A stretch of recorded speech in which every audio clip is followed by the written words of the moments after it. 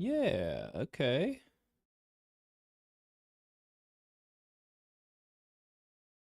Sweet.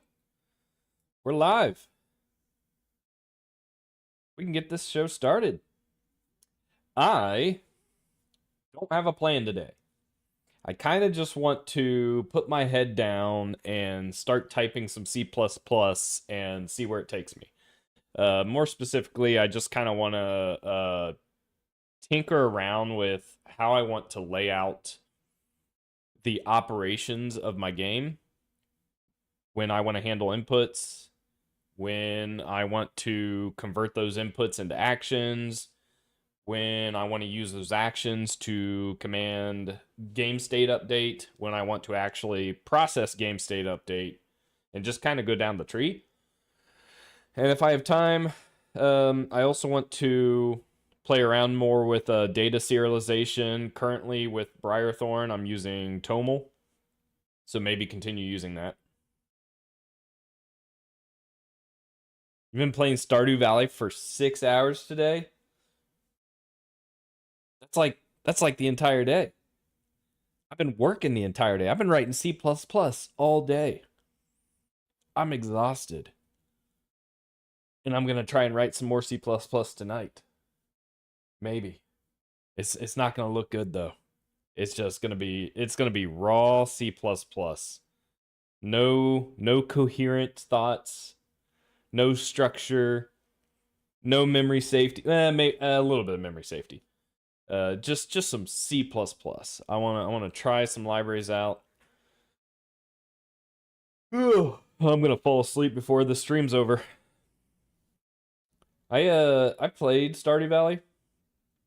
Actually, I don't know how many hours. I've never beaten Stardew Valley, assuming that game can be beaten. I've never made it off the first map. Never like got on the bus to go to like the desert area, for instance. So I never got that far. For me, it gets a little repetitive. How do I maintain the will to always write C++? I don't know. It takes patience and it takes managing your time well. I can obviously writing C++ during the job, you have to, right? That's how I do it, because if I don't do it, I don't get paid. But in my free time, I'm not always writing C++.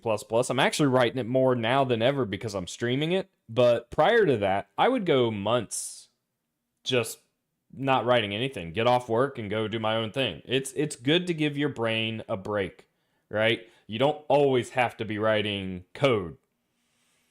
That's why I try to have some game nights throughout the week, because it becomes too much. I'm already writing code like 40 hours a week, plus the code I'm writing on stream.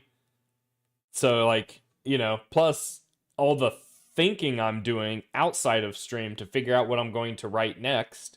Sometimes you need to give yourself a break. I like to take breaks. It's something I have learned over the years. When I was younger and learning, I was spending so much time writing code, even after work. And you do that and you'll burn yourself out.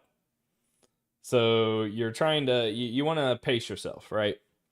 So that's kind of what I'm doing. So tonight, I don't have a real goal to write towards something that I want to complete. This is more exploration, getting my thoughts in order. So I'm gonna tinker with some ideas because I don't know what I'm doing sometimes, it turns out. And the best way that I learn to eventually know what I'm doing is to try and sketch out some ideas, play around with them, Google a lot, look at other libraries and see how they are doing things. It's how I've built up my experience over the years, is just doing that. Yo, how's it going, Gar? Dark, that's amazing.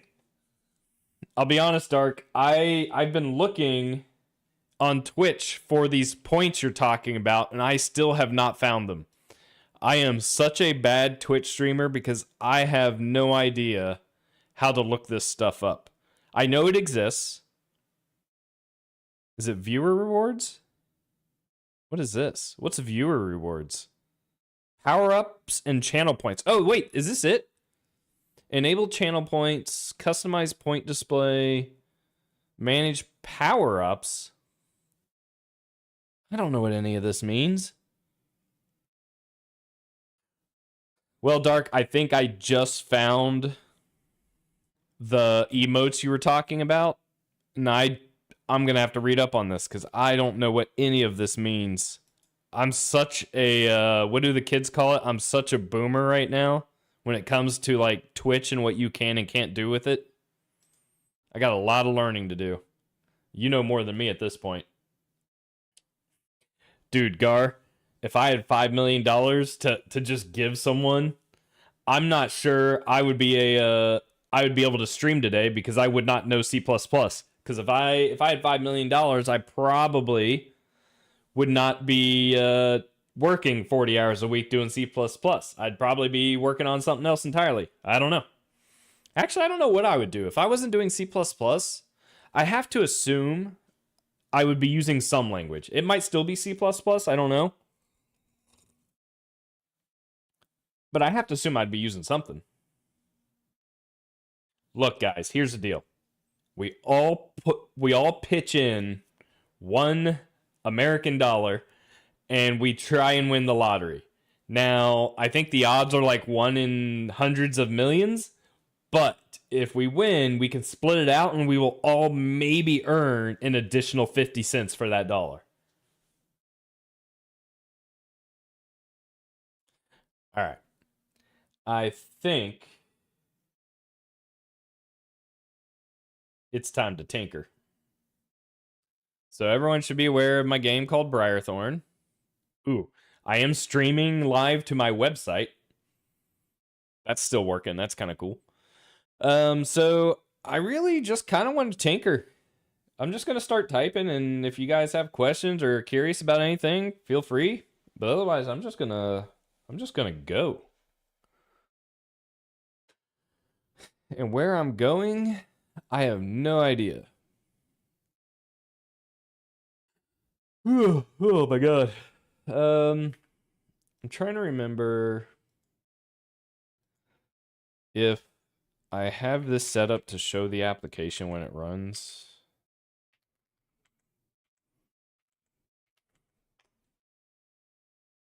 Sweet, it does. Did we get this working with a controller? We did. Oh, wait, did we not fix the range rings? Oh, we did fix the range rings. That's on a different branch. I never got it merged. Good old tinkering, that's what I'm doing. And I really kind of want to think about what a finished game looks like for a game loop,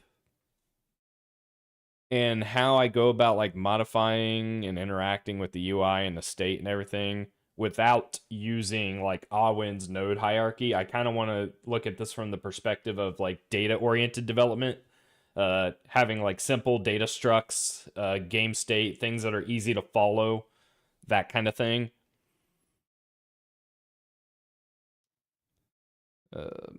And I kind of talked about this before when I was playing around with this idea.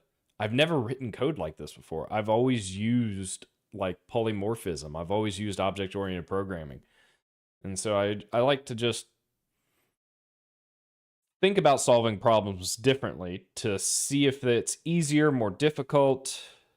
And I'm trying to figure out how I want to start sketching this out because I don't know if I want to mess with this while loop. Because I kind of want to just do... I guess I could, right? I could just do it like here, for instance. Hey, Thomas, how's it going? So, like, what's the first thing we do in a game? Is it inputs? Do we collect inputs?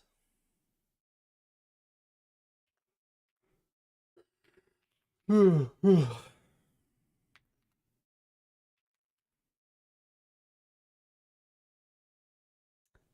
night, Dark. I really appreciate it. Thanks for the bit.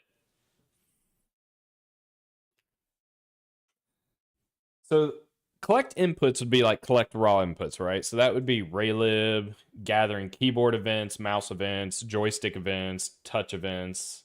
Ooh, initialize assets. Okay, so that's fair. Um, I'm inside the loop, but you are right. So that's almost like I am doing that somewhere. So up here, we load. So to keep everything like within scope of what we're looking at, we would initialize assets slash configuration. So this could be things like style.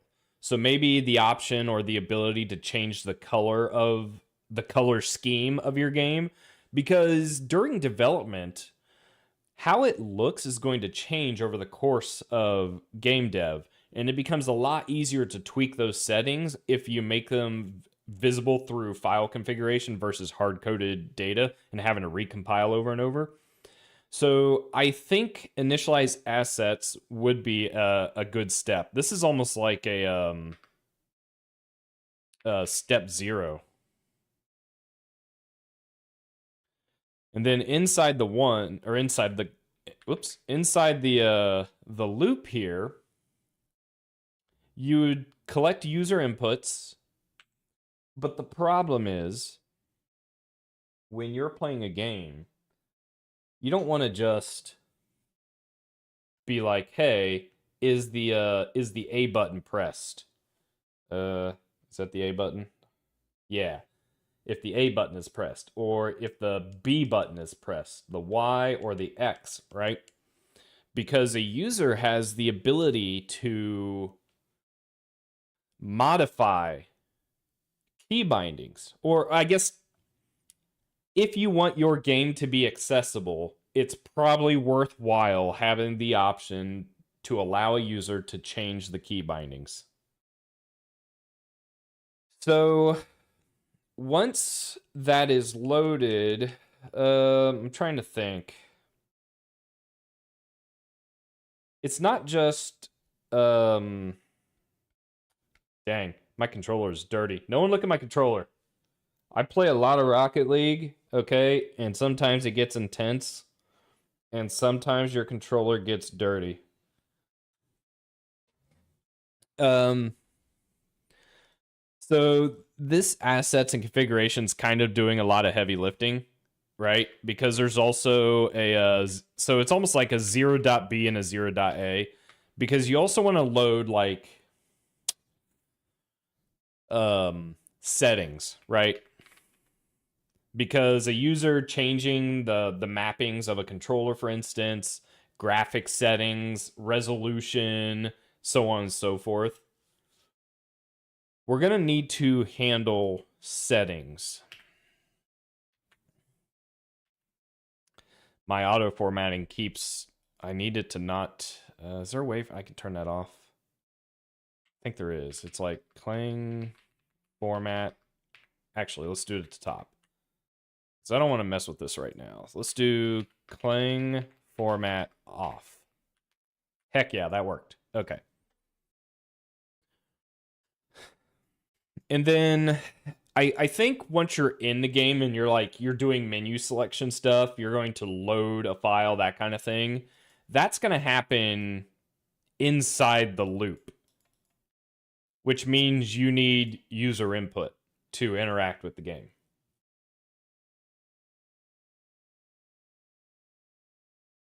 Oh my gosh, why is this happening? It's been a long day.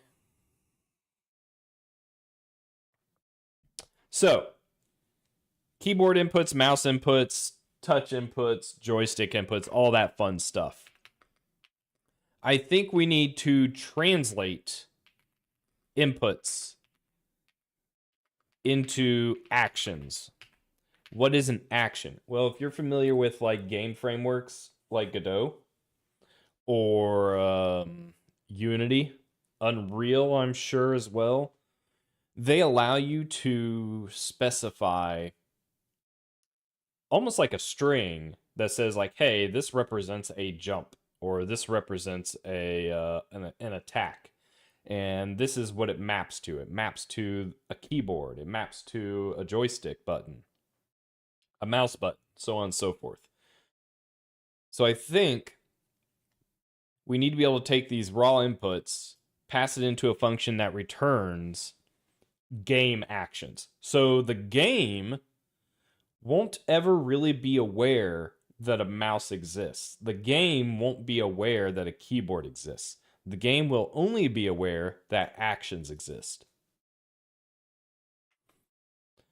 So then, I think, what do? We pass in the actions to update game state with actions. And that could be anything at this point. Well, the game has already started. So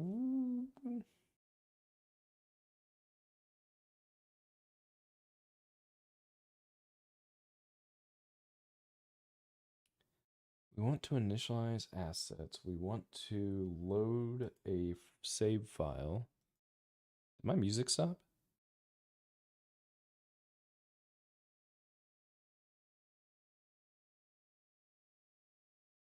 Huh. Weird.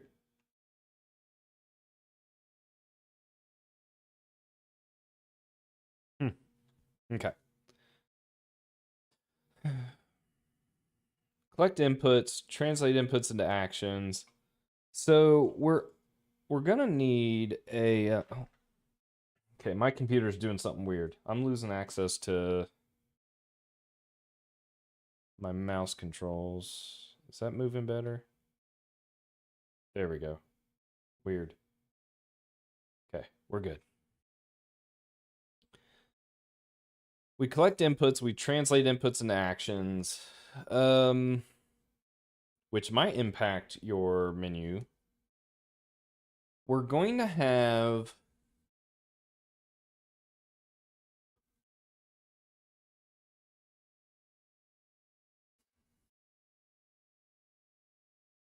we're gonna have menu screens. The user, like, say you're on the main menu. So I don't think we're doing like game logic update yet. We're like, we haven't entered the game.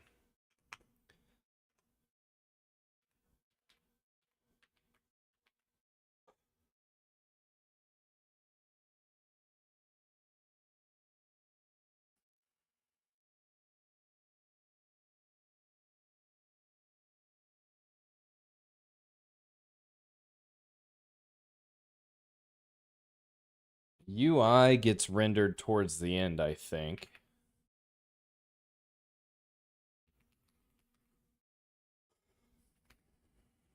Which happens after rendering the game. So if we haven't entered the game yet, then there's really nothing to render for the game yet. So we'll need to control state. We'll need state that says like, hey, you're in the game menu, or like you're in the menu, you're in the game, you're in pause, etc. Ooh, you're right. You're gonna need to initialize all the audio, which honestly, initialize assets configuration. Let's do like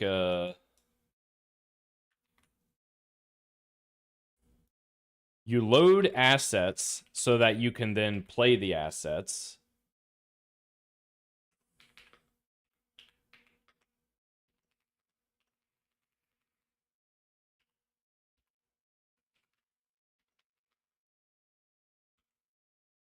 You load settings. Now, with audio, I'm assuming. I mean, I would end up using like Raylib for audio, so I'm assuming that will get played and managed by Raylib. I don't know if Raylib under the hood like runs it on a different thread. I'm not 100% sure how like audio playback works, but I would assume that a dedicated thread is needed for audio to process and then make it to the speakers essentially, so that the rest of your game can keep doing its own thing.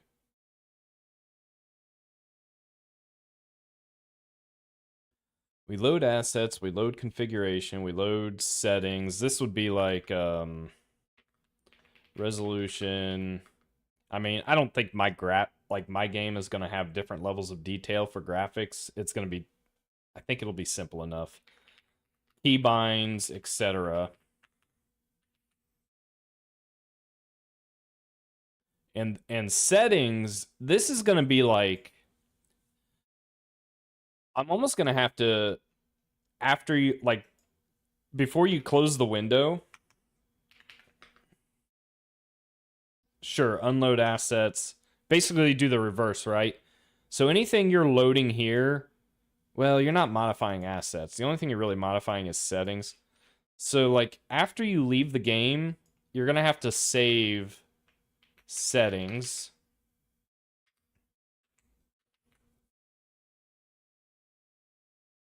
That way the next time you open the game, it will remember what the settings are. This is usually the stuff you find in like my documents or my game, your like games folder from Steam, that kind of thing. I think that's what would go here. Well, I guess your save state would too, which is where serialization will come into play later.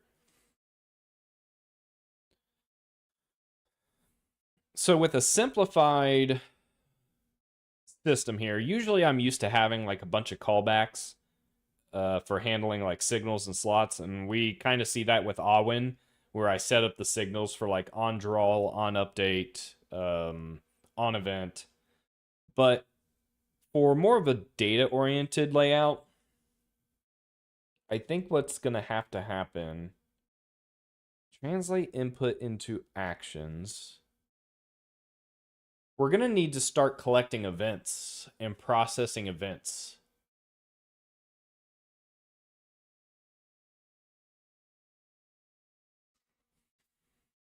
Do we process these actions immediately, or do we pass the actions into game logic? I think we process the actions and turn them into commands. And commands is what effectively modifies the game state. Because actions don't have to affect a game state. An action could be like, if I'm going to pause the game, why do I use trailing return? Just because I feel like it. No other reason. Well, I mean, that's not true. There is a benefit to trailing return types. You won't see it a lot, but I do know one of the benefits with it is it helps with type resolution of like enum types, for instance. Because usually, if you're returning an enum, you have to prefix that enum with the class scope that enum belongs to. But with trailing return types, going left to right, the compiler is able to read that an enum belongs to this class when it's declared that way. So there is a little bit of a benefit there. I'm almost certain there's some other benefits that I'm not aware of because I just haven't dug deep into it. But I will say the main reason I am doing it, one, to try it out. Two, I use a tool called Clang Tidy, which helps make sure that I am adhering to best coding practices. And one of the flags that is turned on is modernize. So this modernize flag is making sure that my C++ code is written in a more modern manner versus just like letting me write C++ however I want, right? So that's why. You don't have to do that. And I don't call anyone out for doing that. I mean, professionally I don't do it because everyone is so used to the return type being on the left. But like if you ever pay attention to more modern languages, almost everyone these days is using trailing return types and trailing type declaration. So even when you see like the use of auto in C++, like most other languages are effectively doing this now anyway, but you're allowed to specify a trailing type to the variable. So it's just a more modern way of writing language, and it helps me get used to it, and then I am more used to it when I look at other coding languages. But I wouldn't hold anyone against it if it's not for them. Um, but yeah, so we would receive a During this collect inputs call, we would see that this start button is being pressed. And then when we would translate it to an action, we would see a pause action occurred. So then what do you do with that pause action? Well, if you go to update game state, nothing really happens. It's almost like you don't run the game state because you're paused. Now, if you're doing like a real-time or multiplayer game where pause isn't a thing, and you're just pulling up the menu, well, then maybe that's all it is. Maybe this brings up the menu. And then what tells it to bring up the menu? Well, there's some flag, there's something that changes the state of your application that says, hey, stop running the game and bring up a menu.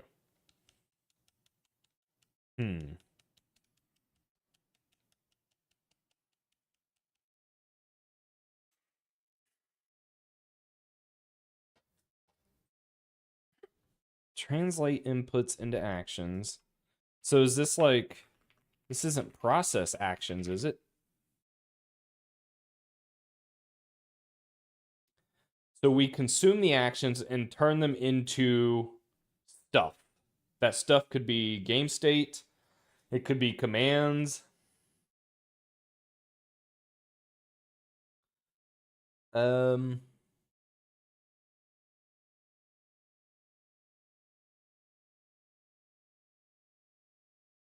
I think I want to keep actions out of game state processing. So if we had like a an update game state function here, I don't think I want actions to come in here.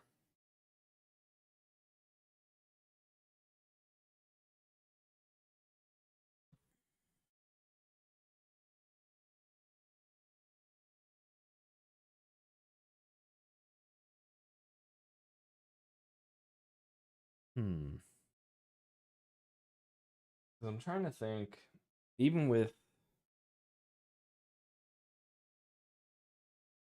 this could be like a turn action.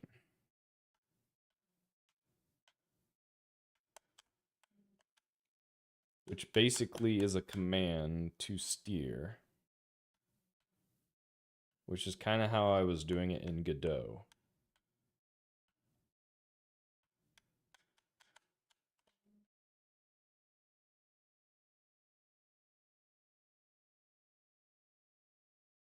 I feel like my cat's been sleeping all day, so I don't know what he has to be tired about right now. We turn.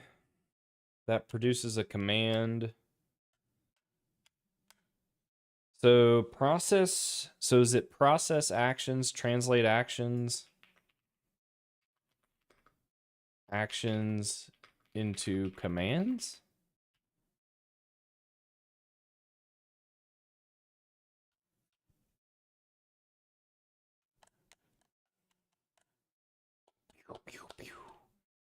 The launch command. The fire command. The toggle between entities command. So this would determine what entities are selected. Commands are effectively the API of the game. It's everything that you could do to drive the game. Move a character, attack, jump. Do I need to distinguish that between actions?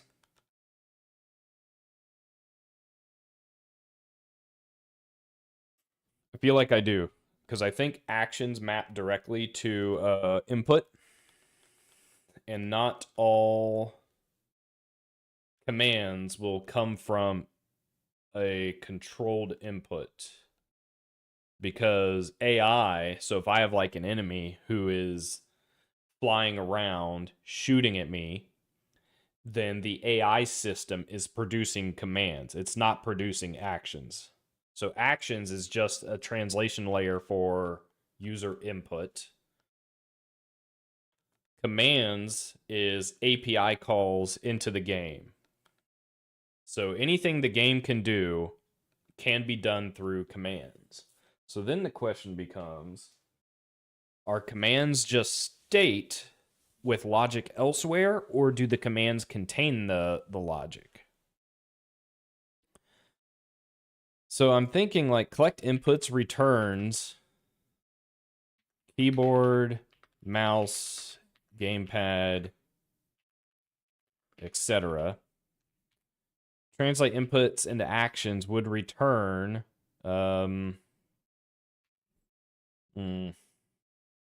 steer, throttle, brake, target, etc. Now, some of those would map directly to a command. Translate actions into command. Steer left, throttle, brake, target, zoom in.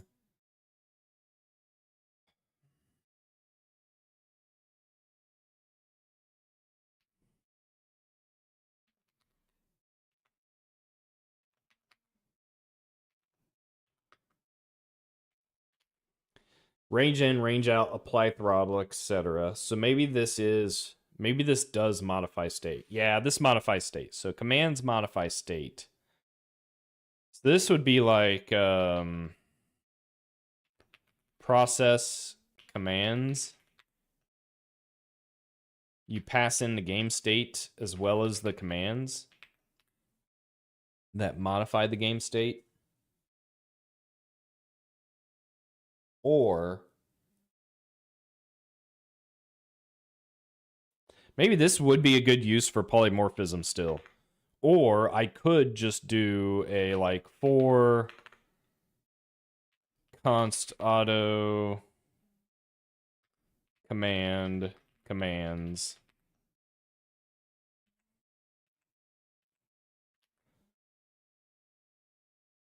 Well, I mean, it doesn't have to be polymorphism. I could use variants. I can hard code all the commands in my game just fine.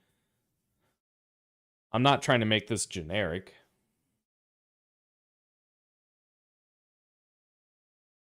So this would execute the command. So if that's the case, I don't need to do it this way. I can do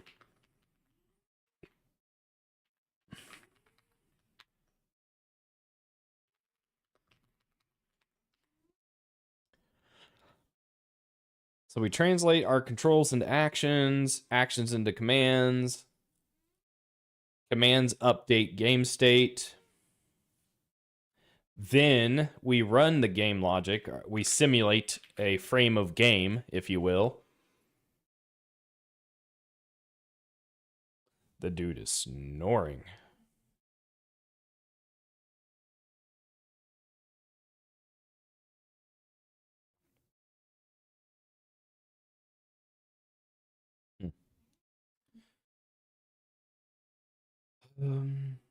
We update game state with actions. That's not true. Update game state with... Nope. Update game state. So this is just general game loop. So whatever the state of the game is, it's going to have things that have the game do something. That could be as simple as the entity has acceleration, so we need to update its velocity and therefore its position in the world.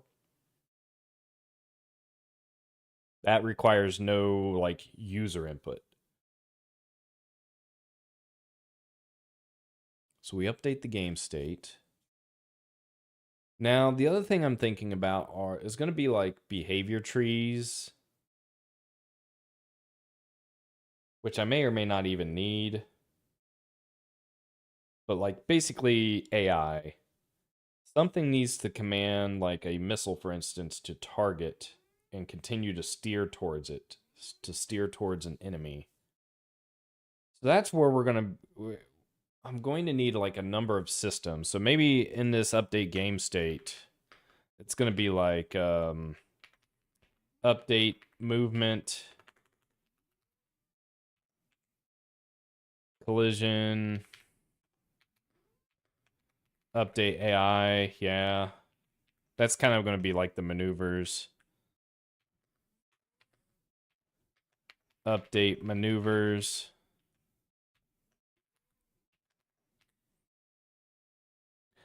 And the maneuvers will produce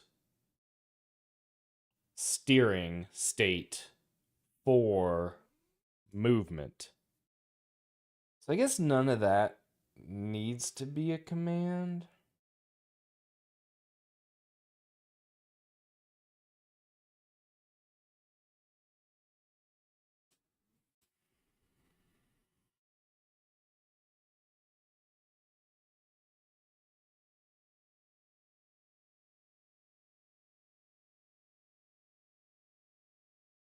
I'm not really going to have collision, but it is going to be like update weapon.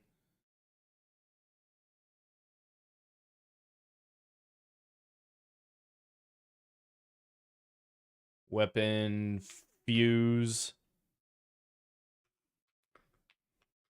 Update weapon detonation. Update weapon damage. So, hmm.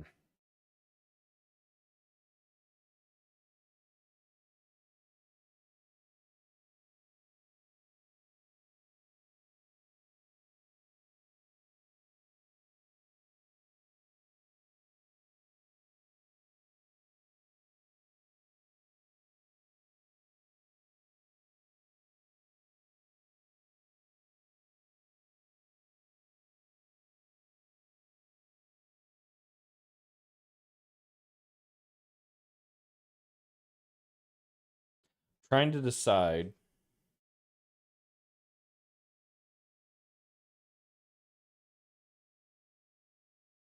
if updating game state produces any output to be processed on like the next frame.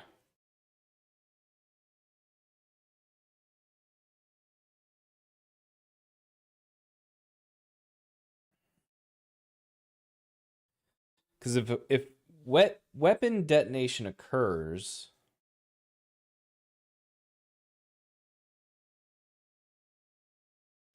I think we are going to need events because we'll eventually want to feed into the rendering like when to trigger animation, like a detonation, particles slowly expanding, right? We're going to need an event that tells us this is happening so that every iteration we don't need to keep checking if a detonation occurred. It occurred, so now for the next half a second to a second, animate.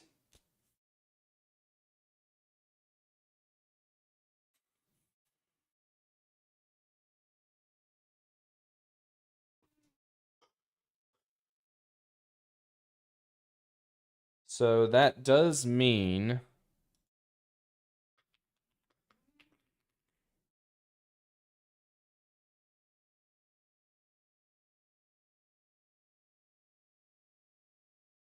events, update game state, events, and it produces events like detonation. Um, I wonder.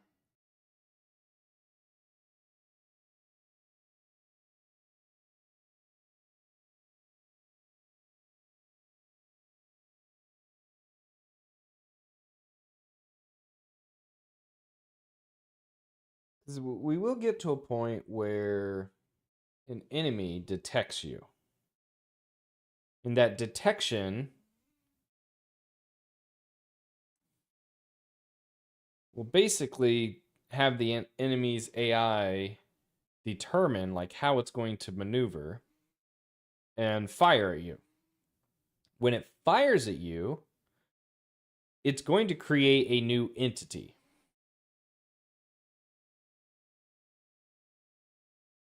That's a command.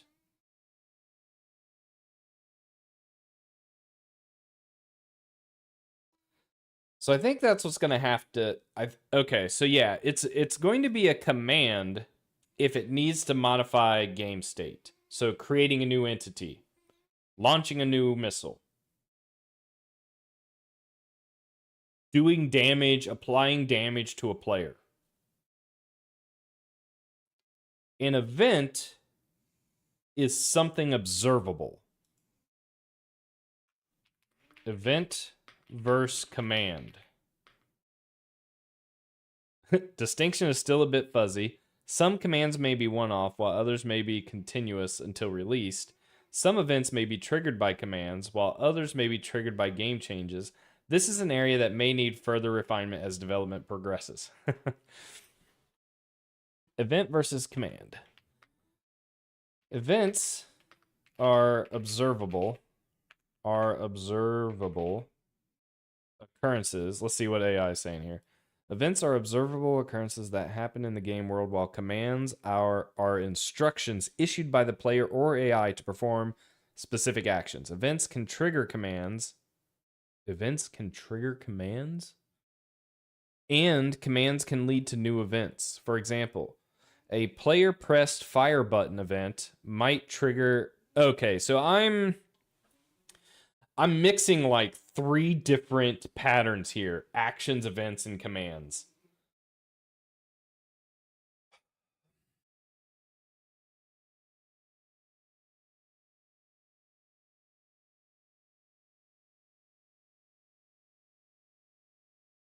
What in the AI slop?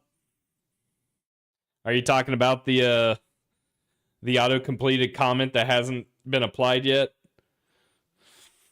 Events versus command. Events are observable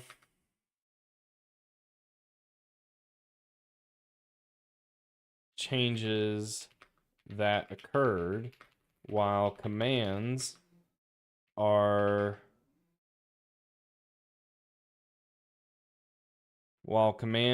modify game state. So events do not modify state. So I do want to make sure that happens. You can observe, listen to an event that something happened, but you don't use it. Like running a command or running an event doesn't change game state. Running a command will change game state. So yeah, I think that's what's going to happen. I think update game state might return both events and commands.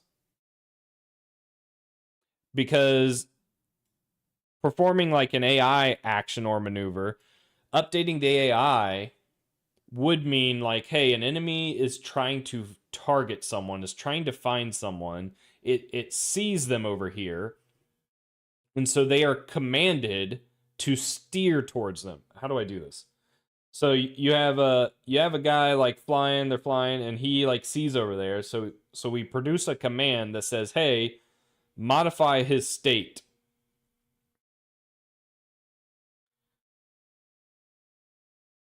So this here would produce commands. So then the question becomes, do I only process commands at one point in the loop?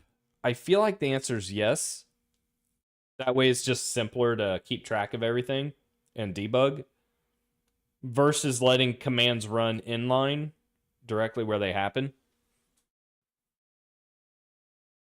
Because then it becomes really easy to be like, hey, there's something really weird with my AI logic, and then just like literally just print the entire list of commands to a file or output and be like, oh, hey, there's a problem.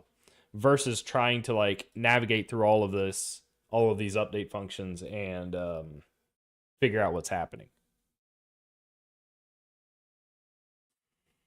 But I fear we would we run into a situation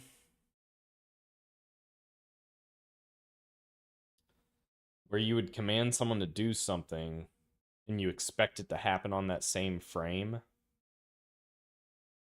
I mean, it's really just is it just going to be like AI that's producing these commands? If so, that makes sense because effectively update AI and process commands are happening at the same time.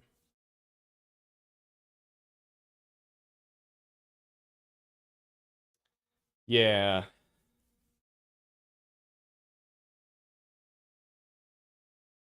And then events will effectively become observable state change that my UI or things I'm rendering can also observe. So that would be like, because I'm not doing callbacks. So think of a health bar. Health bar might be a bad example because health bar I could just literally render every tick. No, a good example is animation. So if I want to kick off an animated explosion, particles that start here, and then a couple seconds later, or maybe half a second later, is here, followed by here, and then they disappear, right? I don't need to update a bunch of state to make that happen. And I don't need to see that a detonation state is existing every tick. I just need to know the one time a detonation occurred, and then I run the animation. So events are to observe what occurred to trigger, really to trigger UI. I don't, or to trigger visuals. I don't know if I need events. I might need events for game state. But even so, that would get handled on the next tick. So yeah, for now, obviously we could change this. I haven't started writing code for this, so we can honestly do whatever we want. But I think during the update step is its output could be events or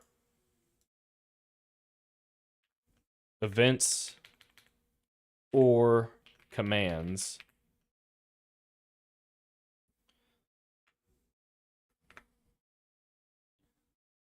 Detonation, damage, collision, yeah.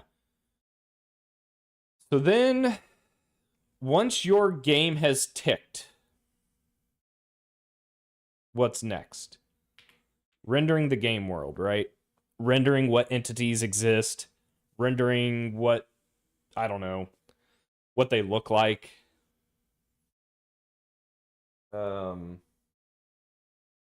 Animations based on events. So you could, what's another animation you could actually do here? So if you, for example, I'm not doing this for this game, but if you had like a sprite who is walking, right? You could make it to where you go from one sprite, the step sprite to the stand to the other step, and but you want to do that within a certain amount of time.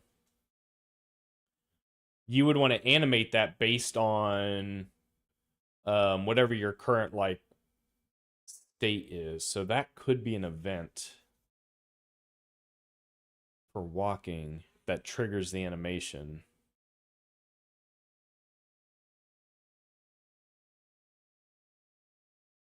So yeah, so render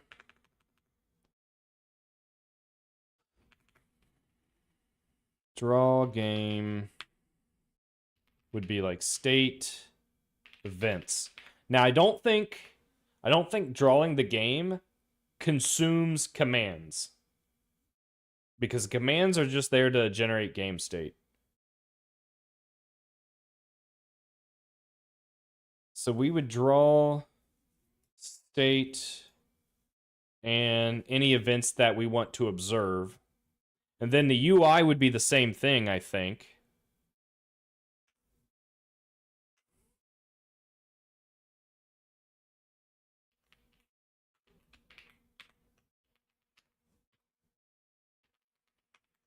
Now UI is also going to have like what I'm going to call style.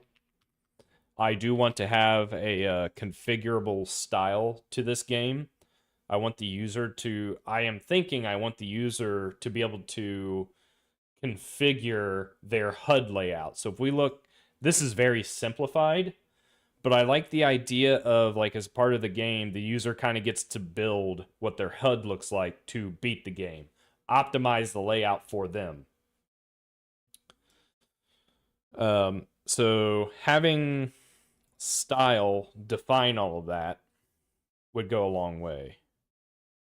And this is technically like UI state. whereas this would be game state.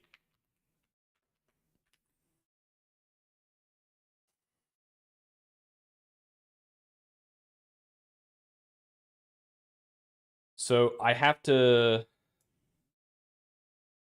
update UI state. Update UI state.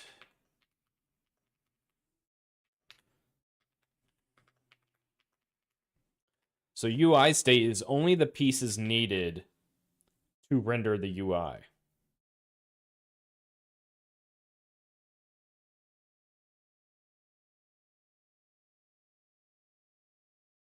Does that make sense?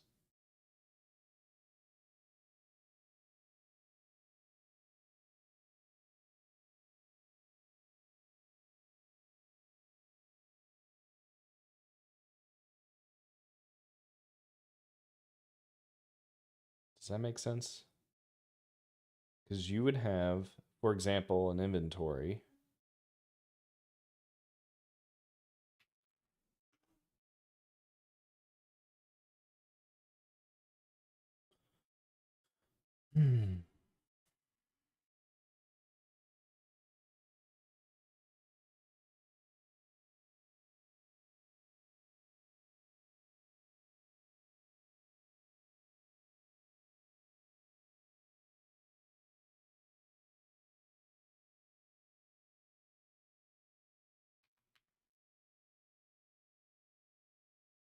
What the heck?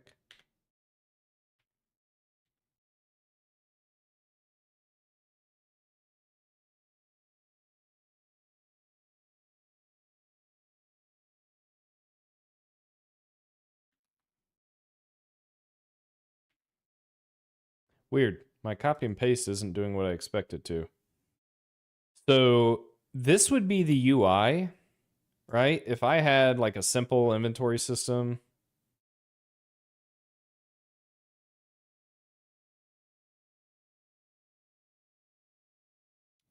Hey, Sarah. I'm not really writing any code right now, but I am doing C++.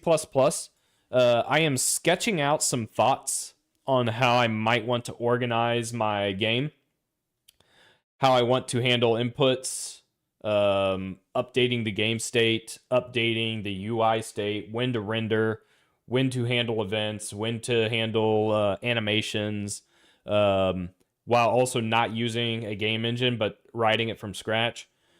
I have a lot of C++ experience, but I don't have a lot of experience writing code specifically this way, which is more data oriented, simple data structs. And honestly, this is more like C with classes.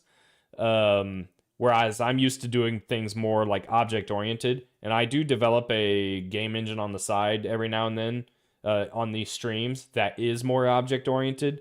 This one, I'm just kind of tinkering. I'm just thinking about things. I might not do any of this. This is just helping me organize my thoughts. I find sometimes it's good to take a break with what you're trying to solve and just sketch out some ideas. See if those ideas make sense or see if you are crazy. Most of the time, you find out you're crazy. So, this would be the UI state, which is effectively going to be like an inventory with item slots.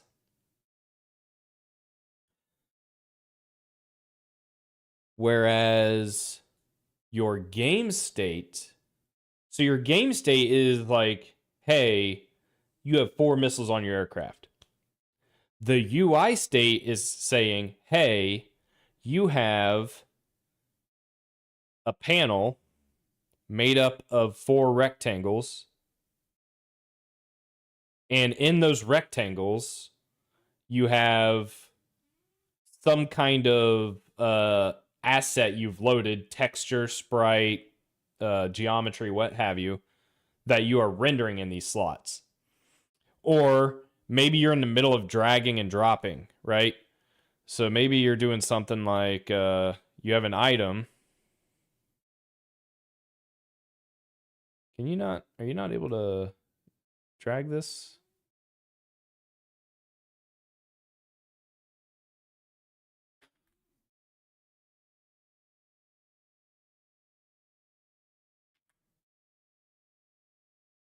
Well, pretend we're dragging and dropping, right? So you have an item and you're in the middle of dragging it. So it's right here. So something has to know the position of this item.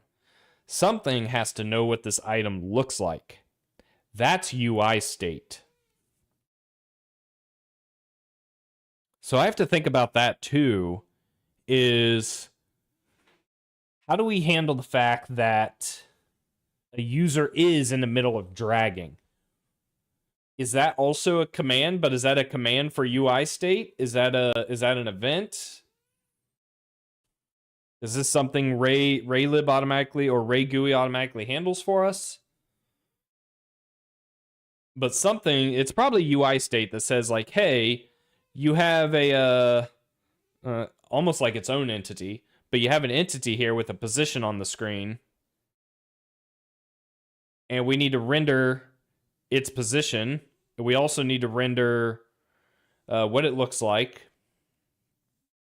So this could be like draw texture. And then while we are in the middle of dragging, which is, me holding the finger down on the mouse button. So while dragging, or if dragging is true, right? Every tick, if dragging is true,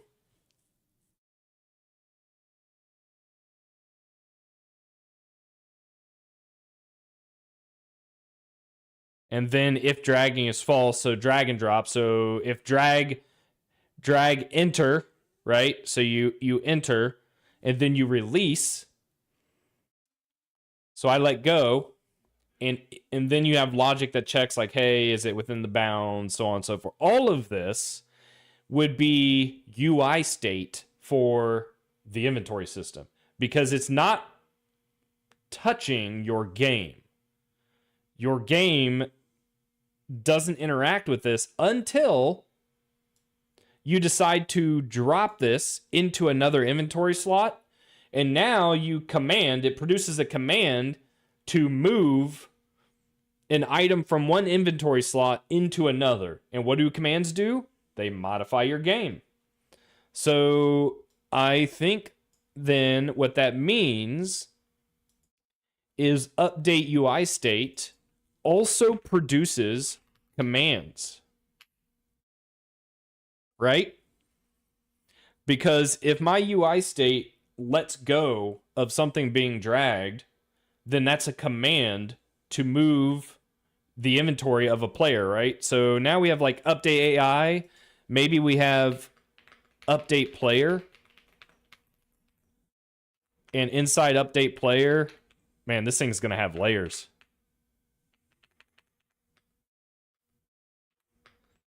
Update inventory.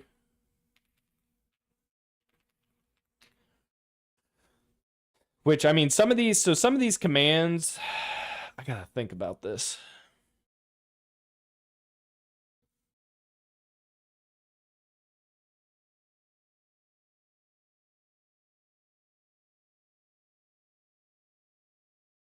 Because even the commands, it's going to be like, hey, apply steering, apply throttle, apply brake, apply target. Because remember, commands is all of the API available to control your game.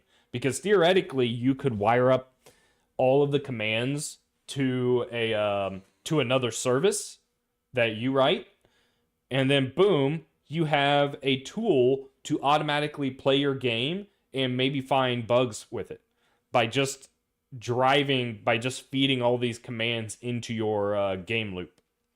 And now I don't have to like go in and modify a bunch of state in these functions hard code style. I can just pass in a debug command, and all of that can be done without having to touch any of this. Also, this makes it a lot more testable too, I think.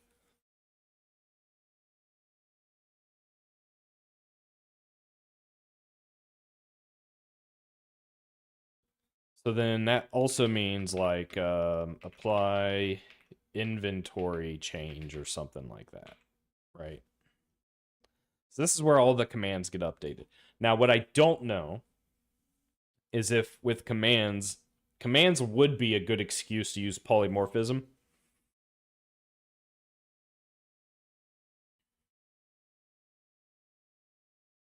because commands could be like their own encapsulated self-contained state, almost like events with an execute. So I'll think about that one. That might just make it a little cleaner to code. And I don't have to like keep ownership or anything. So this would effectively just be a vector of unique pointers if that's the route I go. Otherwise, I would use a standard variant and just keep it pure data. We shall see. We shall see. So process commands, that's where all of this gets handled. Processing commands changes the state of the game so that when you go to actually update the game can interact or react to those state changes.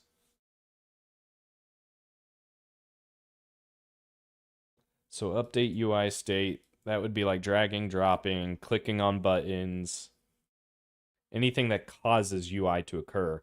So let's walk through like what would it look like if a user hit the start button to open a menu. Well, first we determine if the start button was pressed. Then we determine if this button is actually mapped to opening the menu.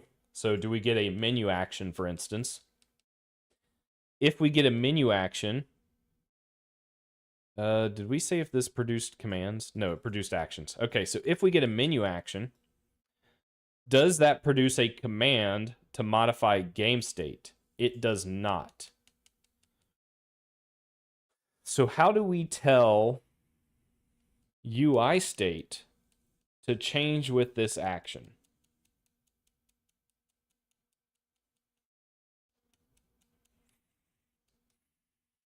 Because when a action occurs for opening a menu, we kind of want to, this is almost above the game. We go from like, hey, game is in the menu, or game is at the start menu, game is loaded and running.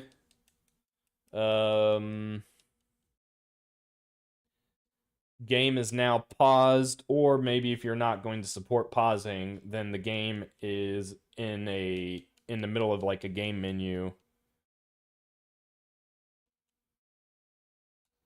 feel like this is almost UI state still.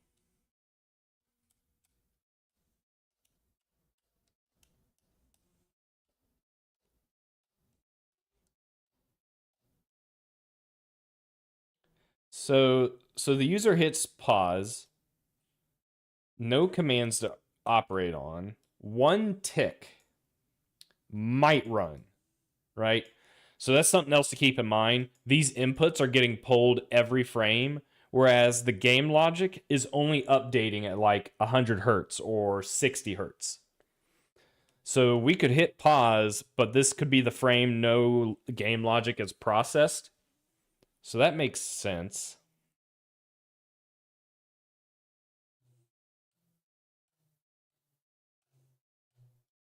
So that means, I wonder if process commands need to get processed at the same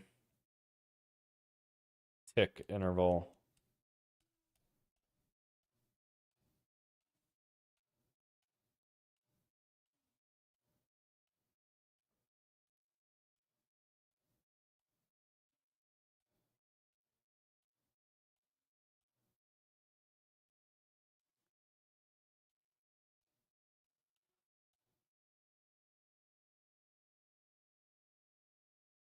I almost wonder.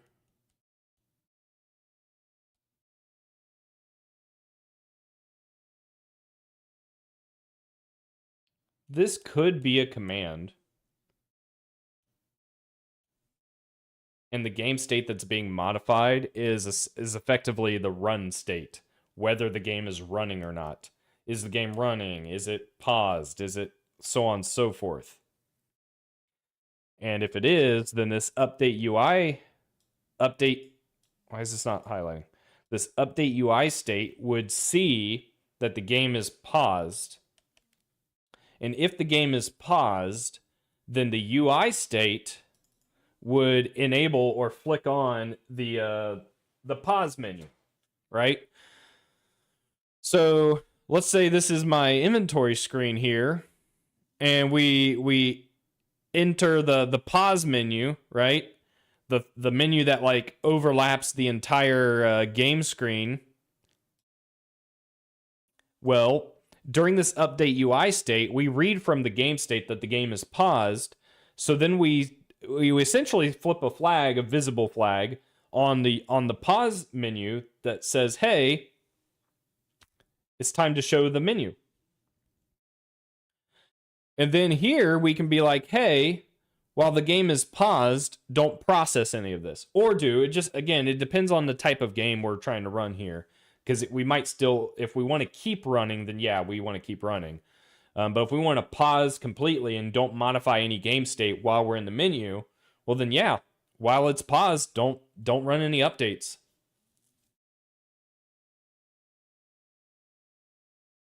Do we run into a situation where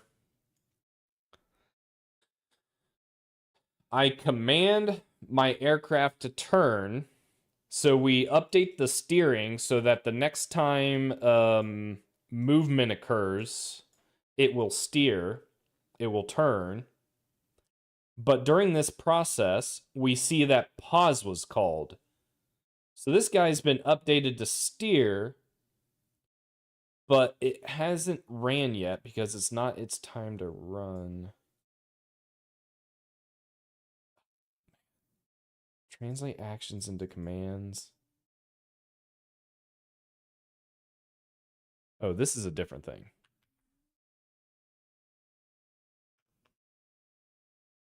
Translate action into commands.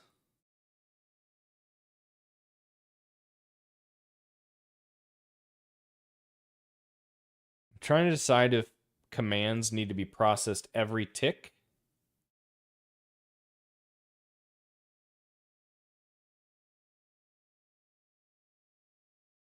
I guess it could be. I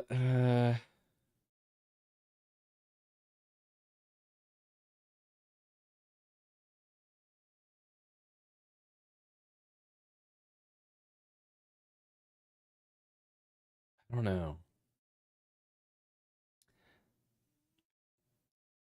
Yeah. I think commands might get processed every tick.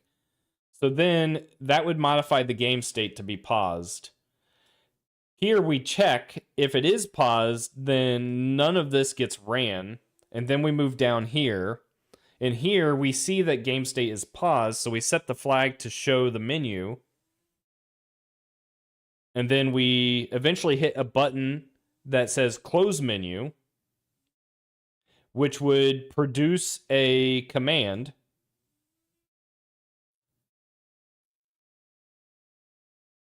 To unpause.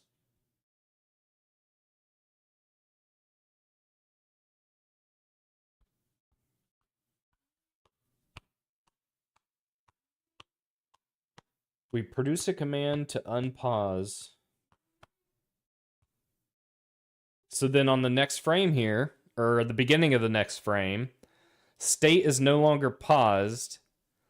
We update some game state, and then the UI hides the menu. So that could be a problem. So the game starts running before the user can see that it's running.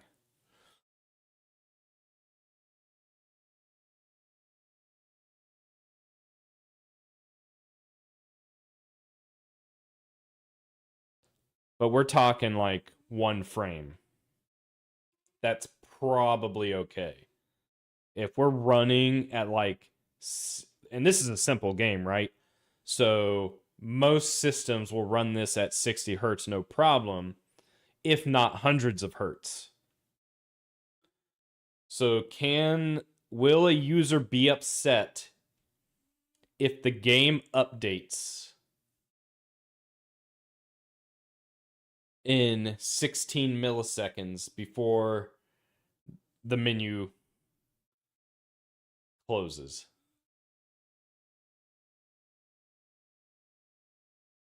Well, no, it won't matter. It won't matter because this is all happening on the same frame, right? So we're going to draw the state of the game and then hide the UI. So you will see the updated game state. So we're good. We're so good. Oh my God. It's just like it's all coming together. I can see the matrix. This is awesome. So another thing a command would be is like saving a game. Maybe in draw UI, the user, you know, navigates their save files, and then they select an option to save, and then they hit save. That produces a save command which contains like, I don't know, the file path or something like that. And then during process commands, honestly, what we could do with save is literally, since everything is a data struct, we could copy it. We could literally copy the entire world. And we could do it. We could copy it and then serialize it asynchronously. Because once it's copied, we're no longer reading the state that is being modified. It's its own self-contained state. So we can do all of that asynchronously. So copying would be super easy using nothing but data.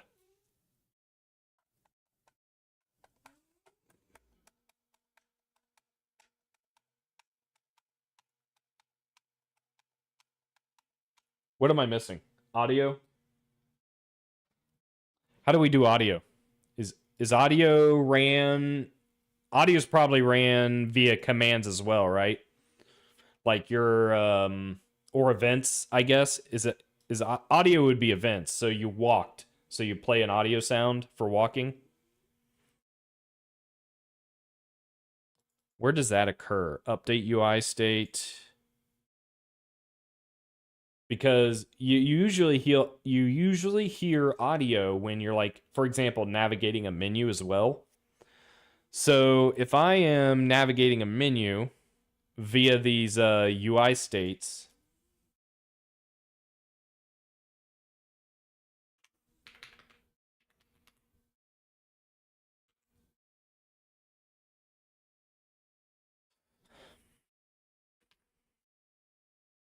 play audio, would it be audio state?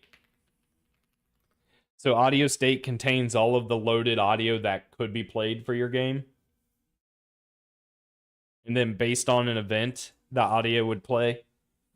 Or is it also a command? I don't think it's a command. You're not well.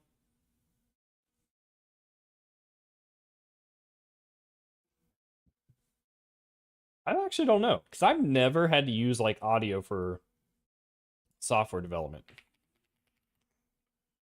When should audio be played in a game loop? Sometimes you just gotta Google.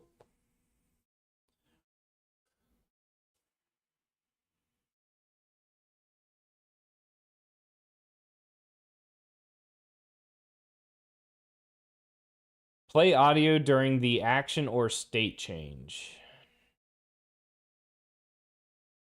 To ensure your game loop handles audio cleanly and efficiently, one-shot flags, which is going to be my events, use a Boolean toggle or cooldown timer in your game loop to a sound. So I think the answer is to treat audio kind of like animation, right? You're going to trigger something to just play. And audio, I have to assume, will be on its own thread. So you just, anytime an event occurs, trigger any events you care about to play sound. Avoid frame stacking. If your loop detects an ongoing event, like walking on grass, use timers so the footstep sound plays only once every X seconds rather than on every frame. That makes sense. You don't necessarily want to keep like re-triggering the same audio sound every time the event stays present. It's like I said, like animation. You want to kind of play through the animation, and then if the animation is still playing and you're still getting the event, then I think you just drop the event. Or do you add on to the timer? Ooh, we'll have to play with that one. I'm not worried about spatial audio. Yeah, I think events is where it's at. I use events to kind of trigger something to happen. So audio, I don't. I mean, I assume yeah, there's gonna have to be audio state because I need to know what to play. So there will be audio state. Now it might be static. It might not be something that gets modified. So I might put that in like the static, the asset database, if you will.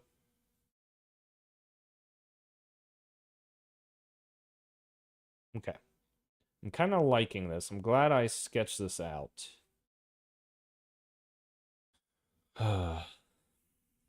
It all sounds good in theory until you start implementing it, and then it all falls apart.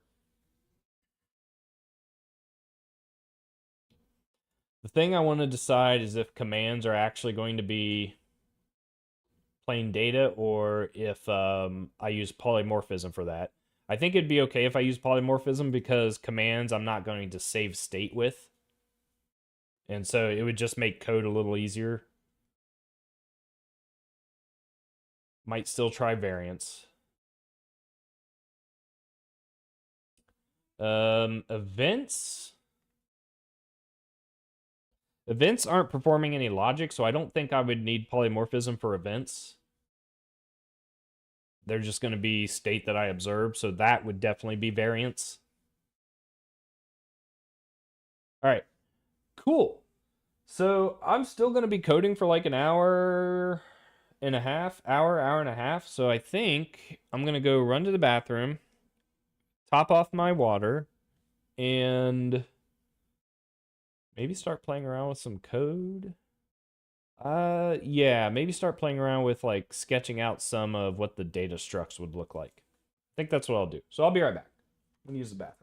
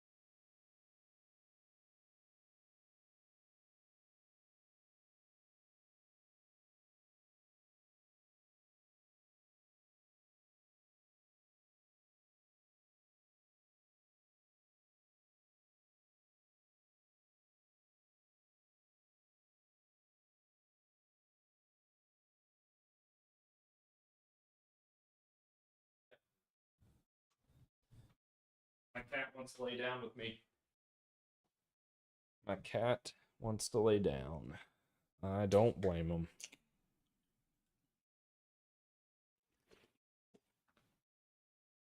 All right, it is go time.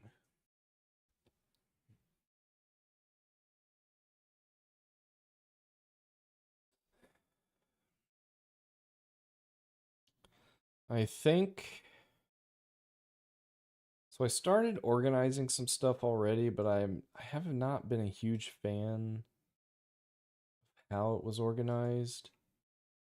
So I might start from scratch to kind of get my head figured out.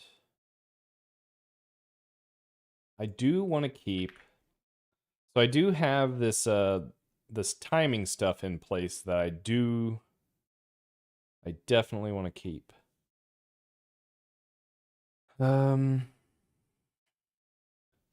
Screw it. We're using Git, right? So if I nuke everything, it's fine. So let's create a new branch. What do I call it? Uh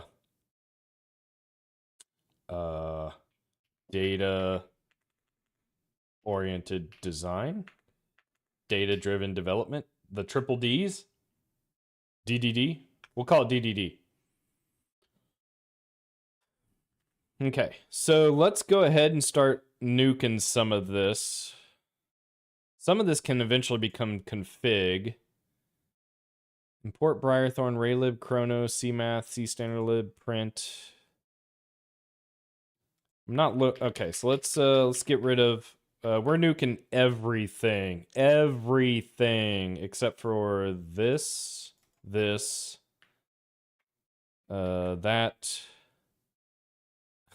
Okay, I said we're nuking everything and now I'm not nuking anything. Input handling, we're nuking. Nuke. Keep the timing. Keep the interpolation. Nuke the rendering. Nuke the rendering.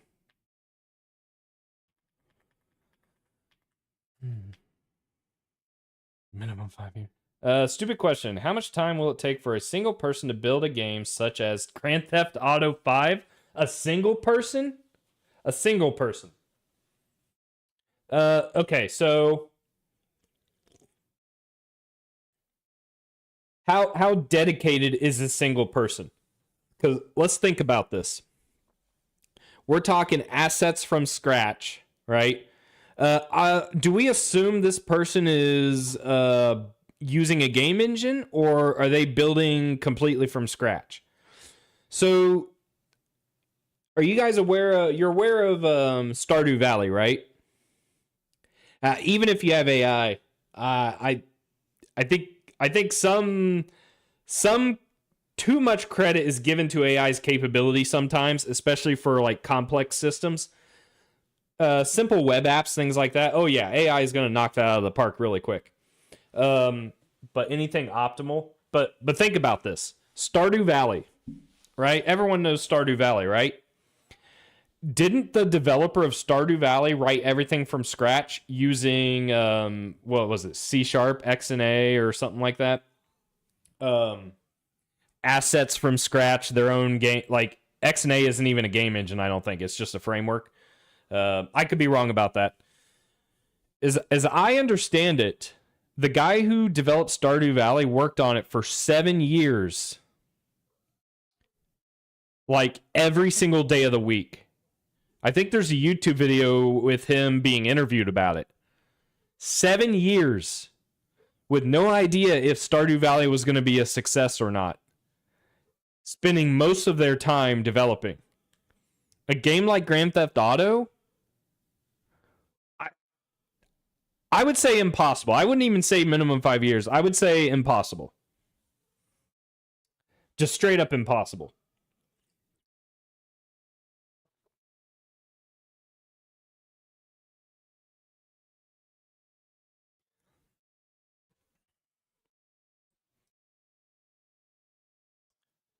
And the more I'm thinking about it, the more impossible it seems. Because, like, the sheer length of time it would take you to make that game, hardware would change on you. I mean, heck, we've gone from OpenGL to, like, Vulkan at this point.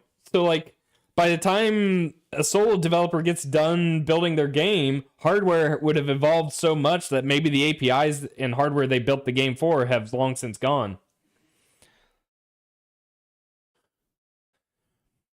That's why, like, as a solo developer, I don't even know if I should be giving any kind of guidance on game dev because I have never made a game. I have never made a game, which is why you're seeing me like try all different things because I'm just trying to figure out what would work for me to keep me motivated to make the game because I have an idea. That idea being this, but much cooler, I hope. But even something like that's probably going to take me a year or two because I work full time. So I don't know. That's tough.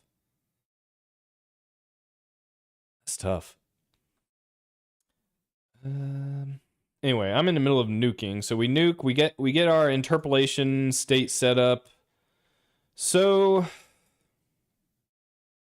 I also wanted to play with input configuration. Save settings. Will this even compile? Will it yell at me?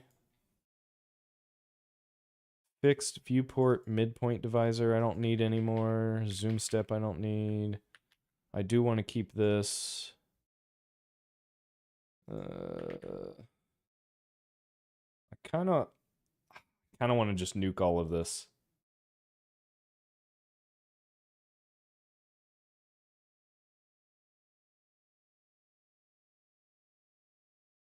I don't think I need to nuke this.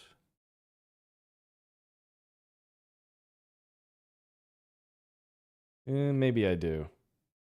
I don't know if that makes sense. I'm gonna nuke it all. It's not a lot of code. It's only like a couple hundred lines of code, even if that. I'm gonna nuke this. Do I need this? Vector 2 in color. I might keep this.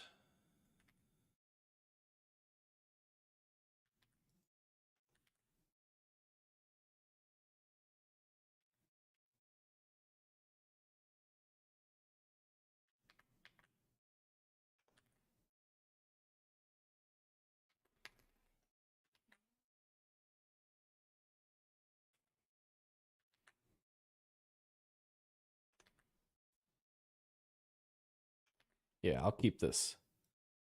I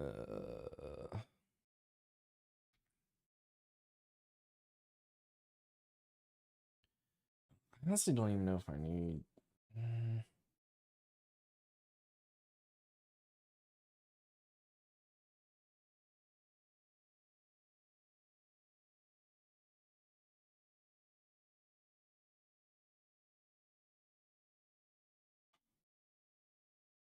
I don't know if I want to lose this either right now. Enum cast or error.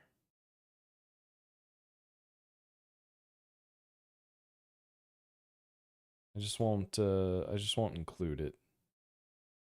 Heading, math. What am I doing in math? Degrees to radians, radians to degrees. I don't think I need this because I think Raylib gives the conversion.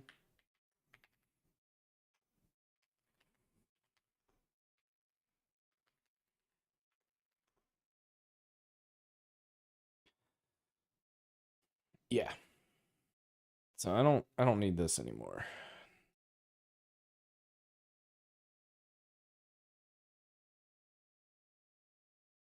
I want to keep heading. I know I'm going to need that. Constants.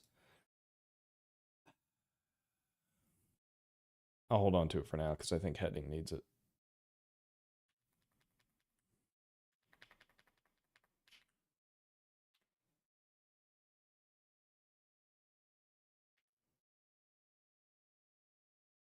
Compile errors. Oh, I got rid of the test folder, I think. That's fair. I did get rid of the test folder. Build testing and not mscripton and not Android.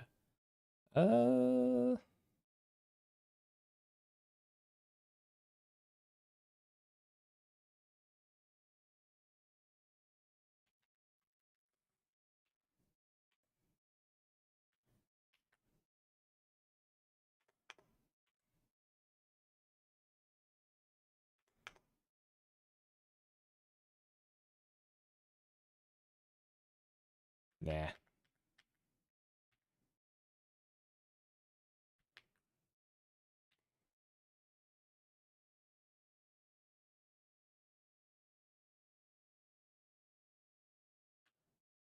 Okay.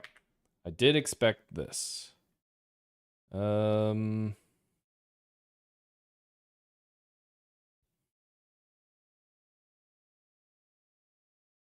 Gosh, I don't even know if I need this right now. What is all this? Load Briarthorn. Yeah, I don't really need this either.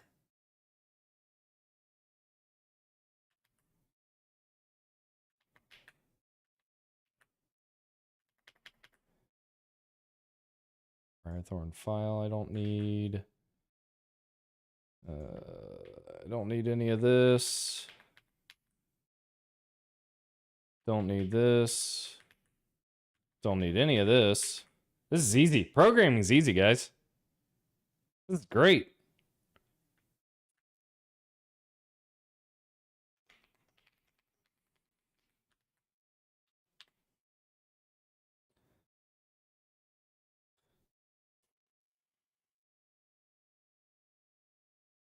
Do I write code every day at my job?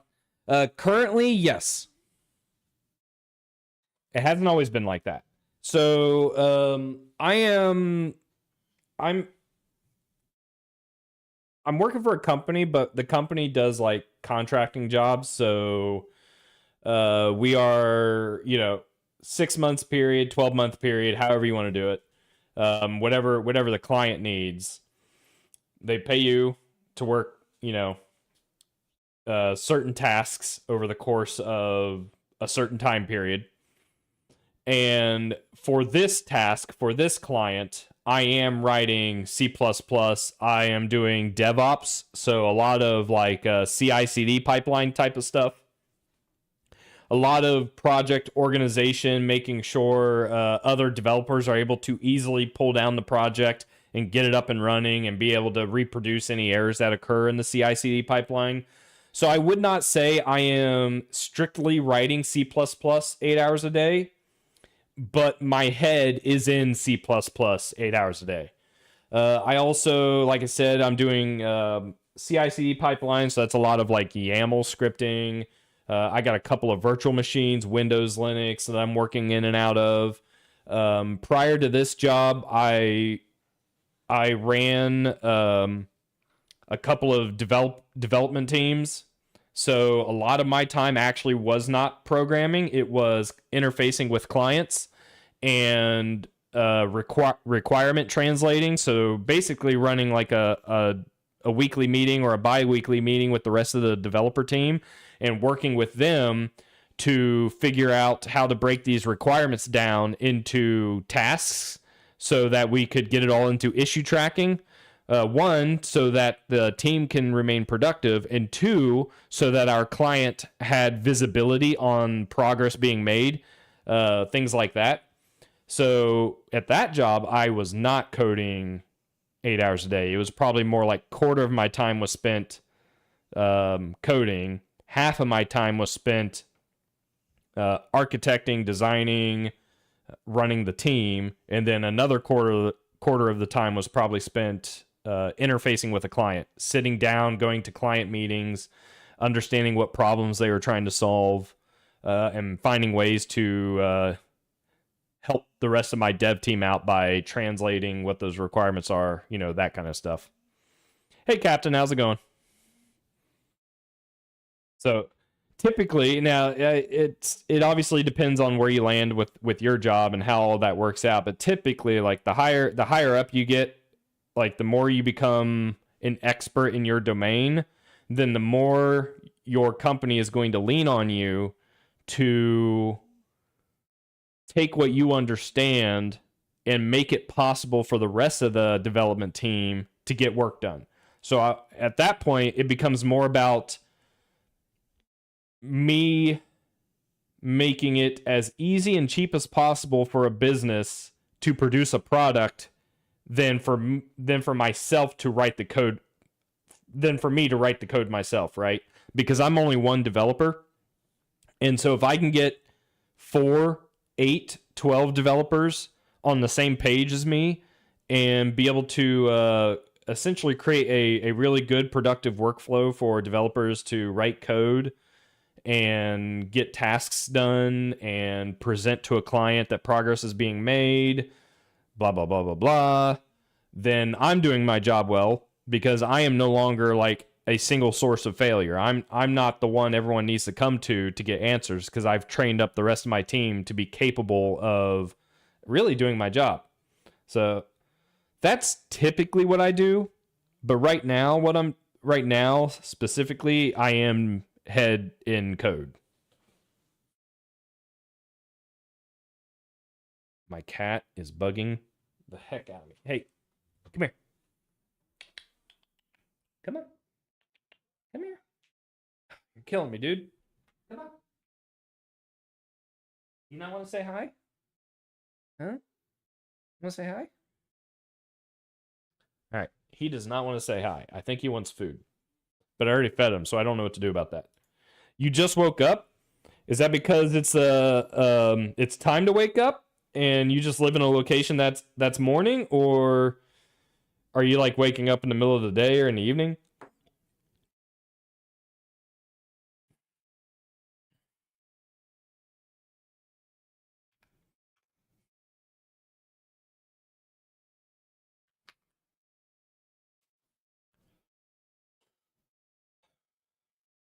Wait a minute. Shouldn't events work? Window is resizable.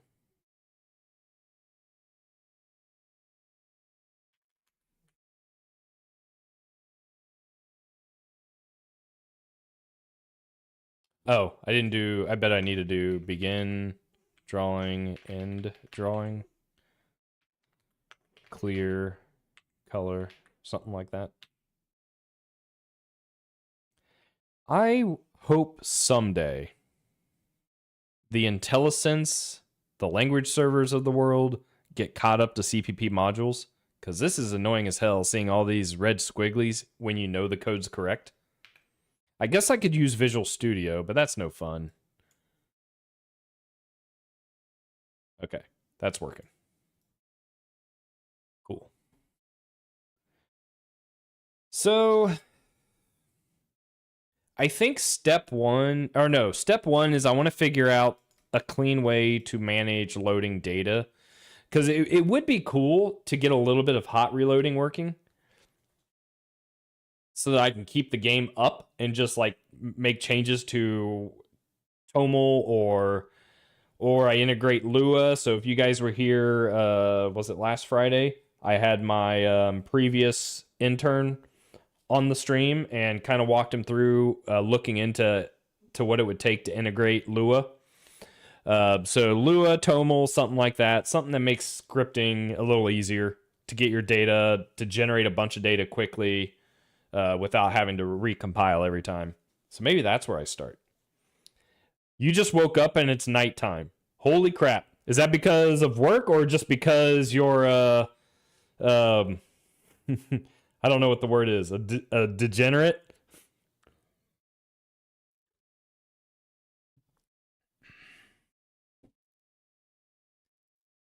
I used to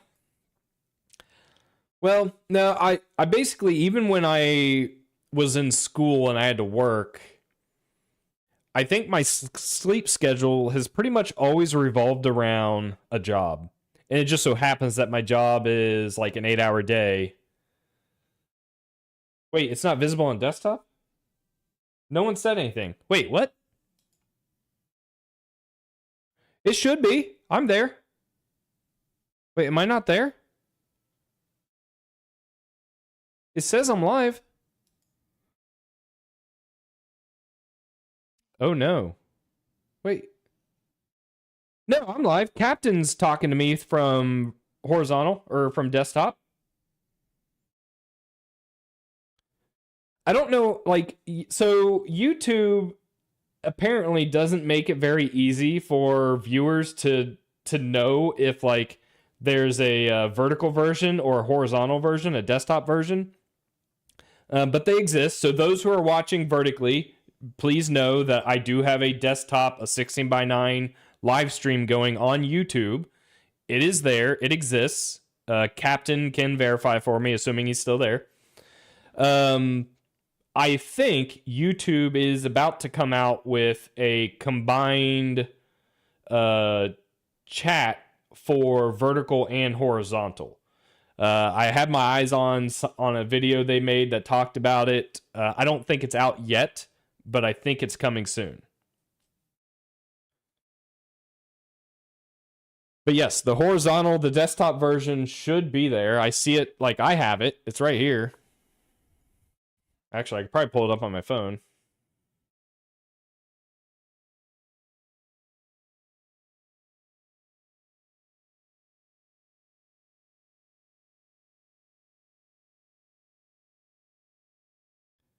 Is this saying I'm not live?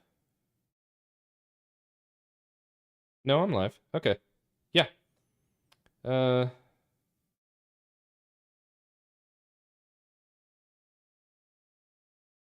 that's the desktop version.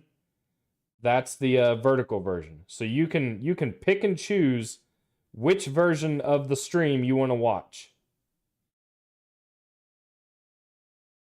And history has shown most people apparently watch the vertical version, but I'm assuming that's because you don't know that the desktop version exists.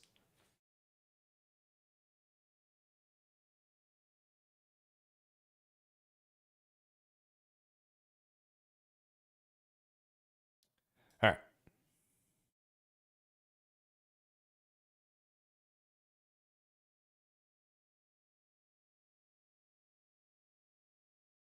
Load assets, load configuration, load settings, keybinds, etc. Well, I guess in order to do this, I need to actually figure out what my state's going to be. And I already kind of started doing something like this for Awin, but I effectively, oh, excuse me. I need to do like, I need to create events and have a function that does something like this.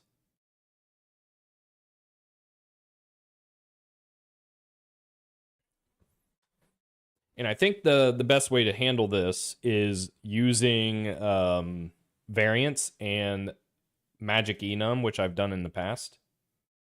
You figured it out? Oh, heck yeah. Awesome. And like honestly, if I could find a way, and I haven't found a way to do it to where I could stream vertically and horizontally and have it look nice, but I would love to be able to go like this. Obviously, I have it bound to the right side of my screen, but be able to like go full widescreen and do some coding that way, because it's kind of a pain in the butt for myself because I zoom the text in. So like the horizontal width here isn't a lot for me to be able to read the code, and I prefer to have a little bit more space.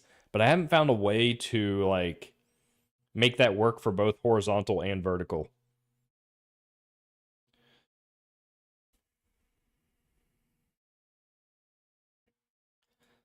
But basically, I need a way to collect inputs. Oh, and I'm going to need a way to determine, like, I'm going to have to interact with the game based on if a controller is detected or not. Because I might want to render.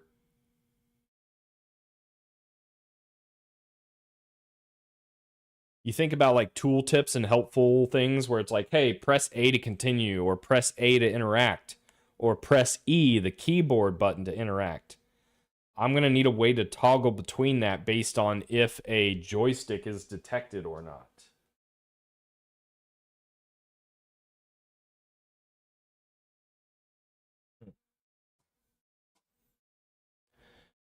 But that's neither here nor there. Right now, I just literally need to grab and collect all events that have occurred in Raylib.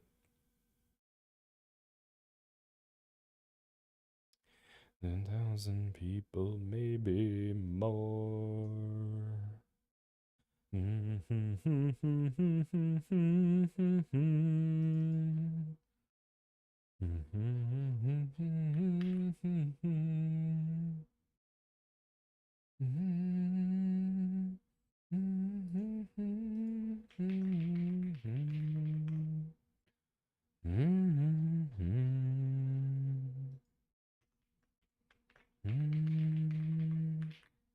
Silence.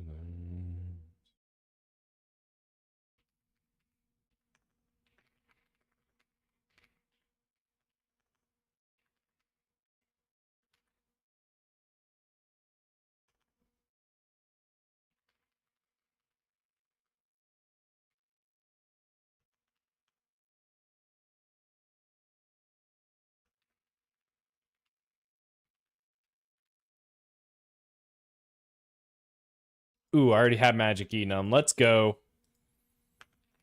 It's like I know myself.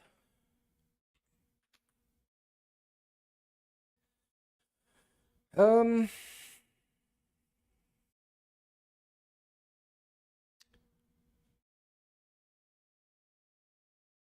what do I call this function? The hardest part about programming. What do I call this? Is it collect events? Pull events? Get events?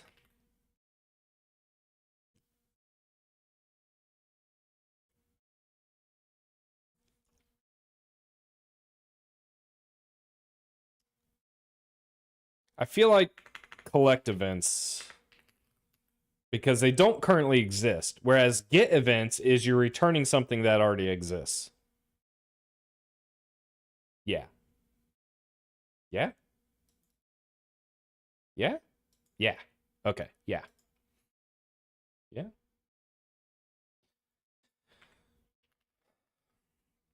Um so what kind of events are there in a game? Keyboard, mouse, controller, touch if I was using Android, which I don't know if the game I have in mind could work on Android. It'd probably be too small, too hard to see. I could make it to where on Android you don't need manual steering. We could do like automated waypoints and then you just worry about the strategy of like how to move and who to target. Ooh. Well, regardless. Um I definitely am going to support mouse and keyboard. So that's an easy win.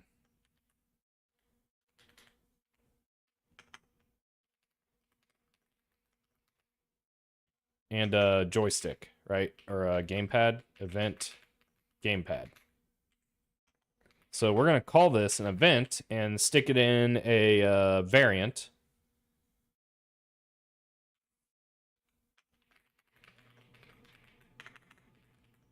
And then we will have a function called auto collect events. Oh, I mean, if it's going to write it for me. I mean, this doesn't actually work, but hang on. Hang on, guys.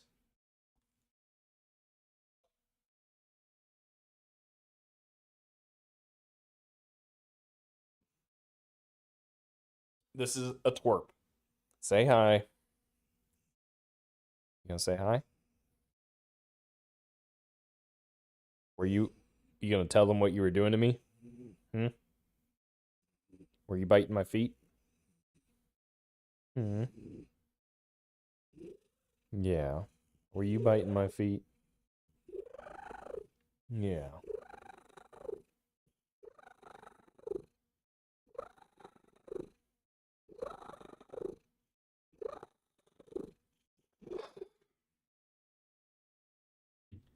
I'll be right back. Come on.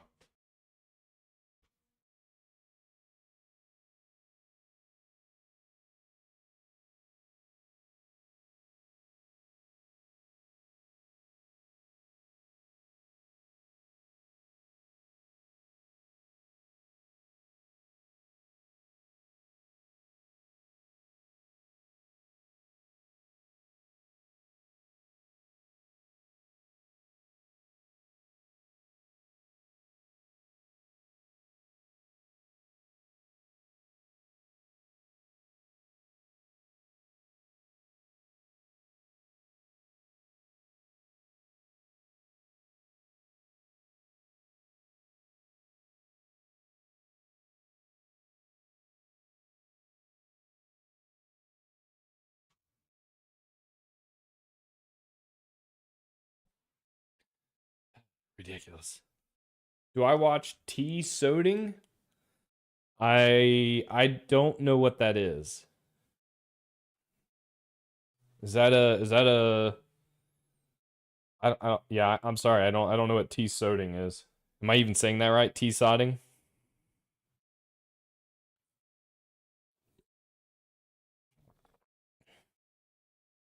Is that a person or is it a show?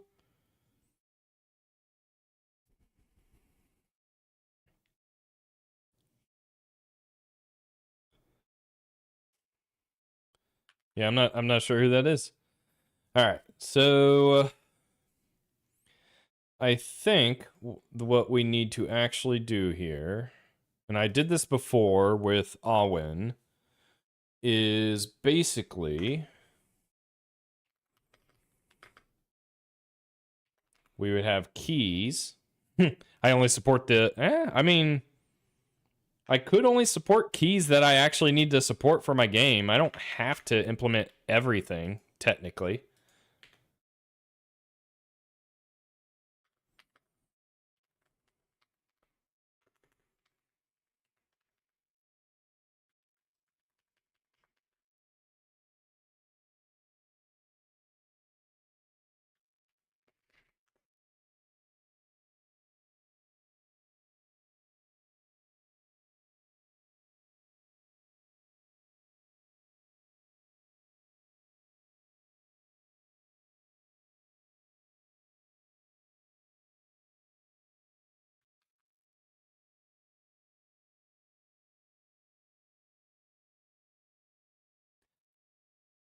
I will have to look them up. I apologize. I'm still getting my footing in the streamer space, so there's not a whole bunch of programmers I watch, like individual YouTubers. I do watch Lori Wired. She's really cool. Um, I am aware of who like Primogen is.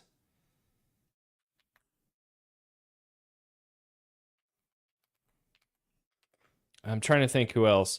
Like a lot of the videos I've watched over the years has been no, that's not what I want.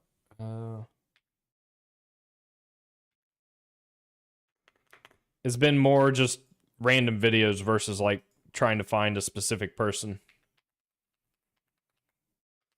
CPP con videos, that kind of thing.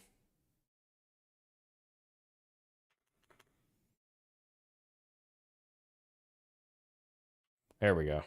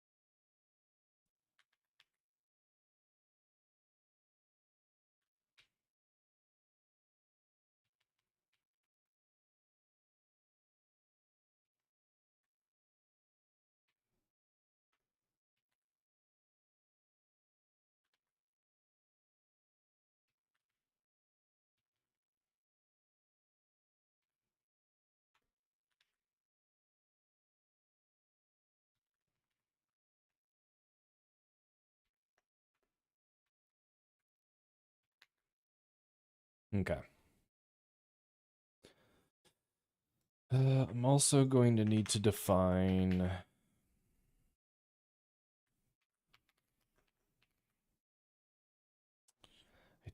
It's freaking. I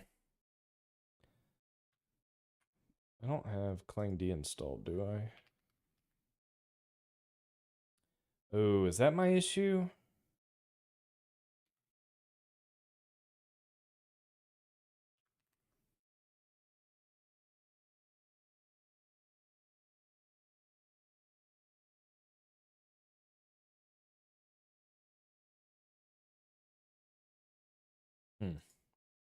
I don't know why that's not working.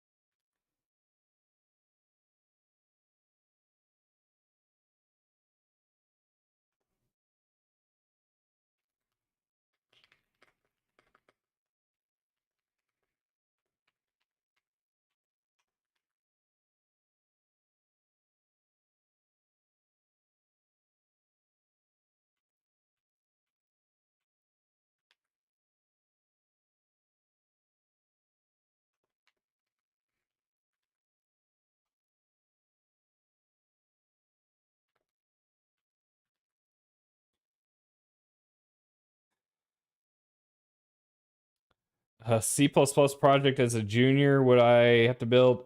Yeah. Um, I'll That's a tough question to answer. For me,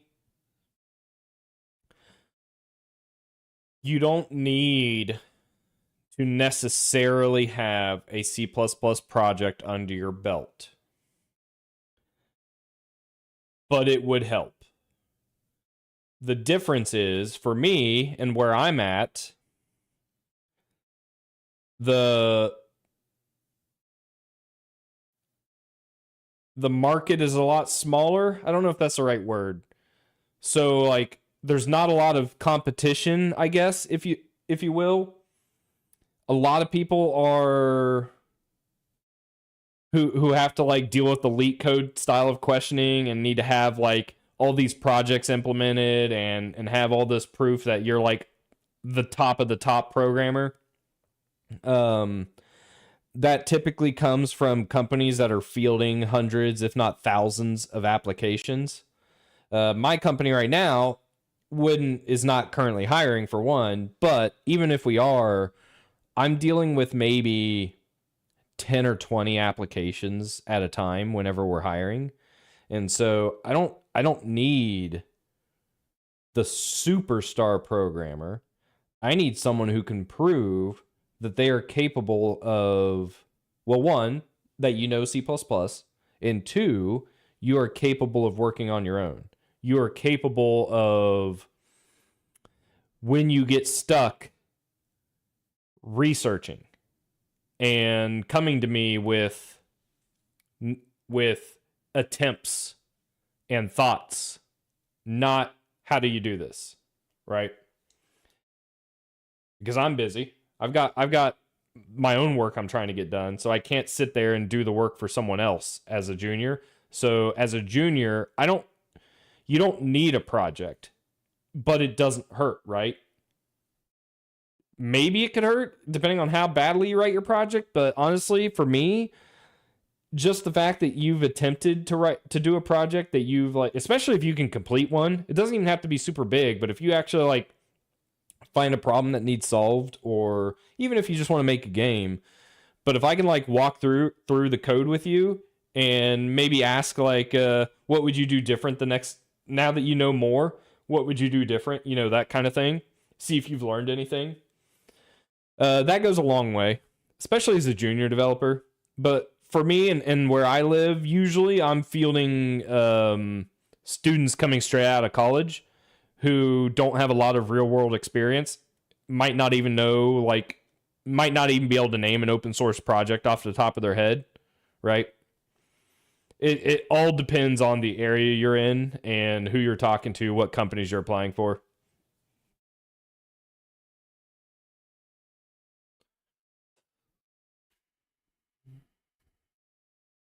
Unknown press release held.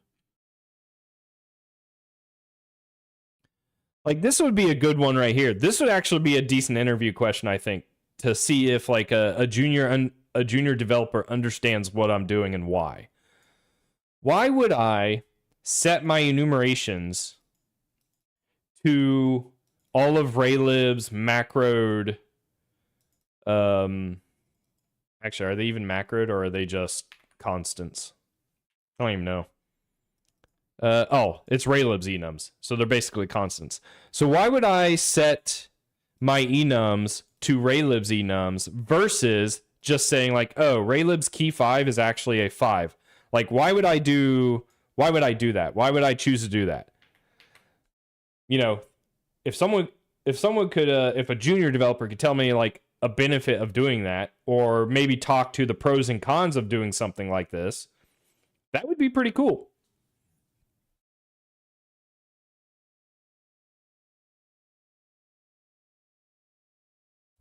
I need to pull up another project here. Let's pull up Awin, because I've already done this event handling in Awin, and there's a macro I need to define for magic enum. It's this.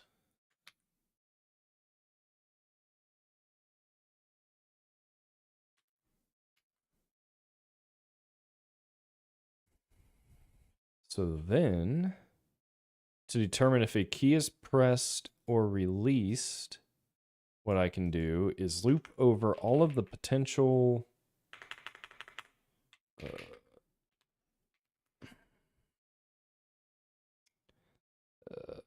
key.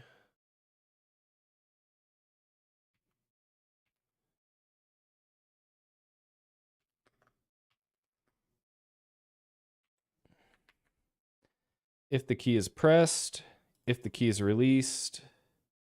Is there an is key repeated? Is key pressed repeat? Is that a real thing? Or am I making that up?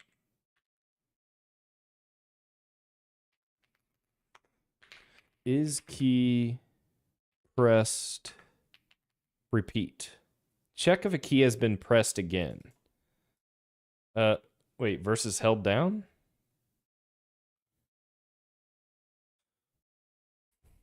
I'm going to assume that's held down. We'll see if that's true.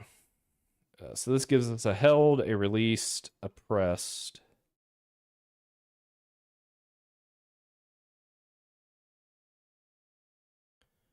So that will create an event list for keyboard. So that's done. So I don't need... Now I need to do mouse.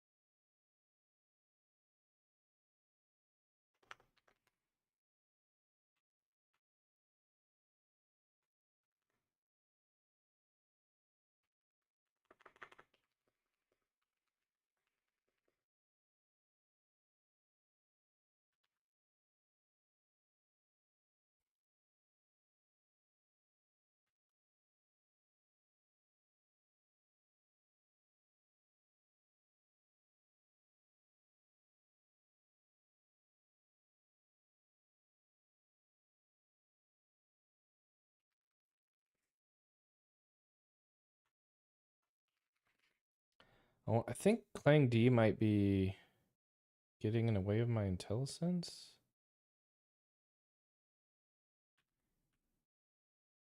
It's actually kind of annoying.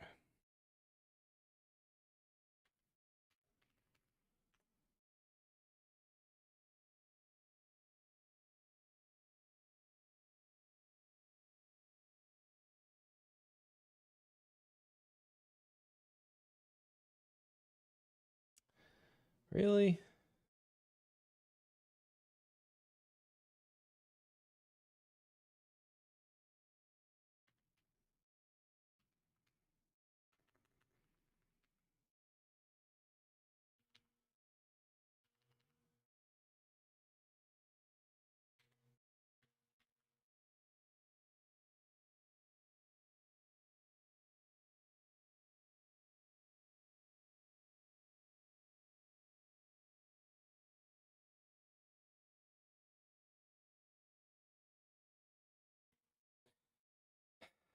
Do I think Rust is going to replace C++? I don't know. It's going to be a long time. I know Rust is very, very, very, very, very, very popular to talk about online. But there is a significant difference between what you see online and what's happening in the real world. And C++ is still significantly more popular than Rust. But Rust has a foothold, I think. So I think there is an opportunity. I think professionally, I know of at least like I have now come in contact with Rust. And I have come across some libraries that are pretty awesome in Rust that I have used with a C++ project. Um,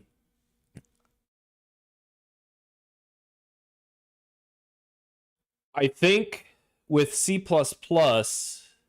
because it's C, right? C isn't going anywhere anytime soon. C++ isn't going anywhere anytime soon. Um, I don't I can't predict the future, but at least right now, like C++ is here to stay. It's still evolving, it's still adapting. We're getting new language features, we're getting new language standards. Just because you hear all the complaints about C++ doesn't mean that there aren't people who isn't writing C++ in a better manner. Because a lot of the complaints of C++, you're comes from some ignorance because someone has used C++ a long time ago and has dealt with the pain of using older versions of C++. Now, I won't deny C++ because of how big it is and how like you said, bloated. It is a lot harder to learn for sure. It takes a long time to get a full mastery and understanding of all of like the implicit nature of some of the things C++ does for you that you might not pick up right away just by looking at the code. So I won't deny like there's definitely some issues with it, but I don't know about it ever getting replaced. At least not anytime soon. Like you could still have a full like 30-year career of C++, probably. But if Rust keeps growing and becomes more popular, if it starts actively being used, I mean, at least what I've seen in the social media side of things, the fact that Rust is starting to appear in the Linux kernel, I think that's pretty big. So that makes me think that Rust is here to stay as well. But it's hard. I can't predict the future. But C++ isn't going anywhere anytime soon.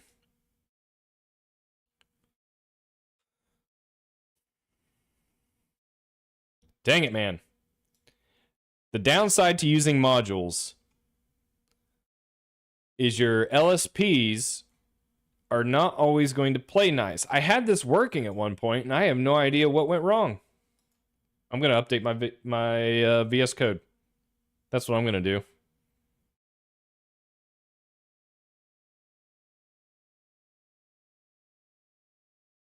I realize you guys aren't seeing anything right now. Hang on. See, I'm updating VS Code. I promise.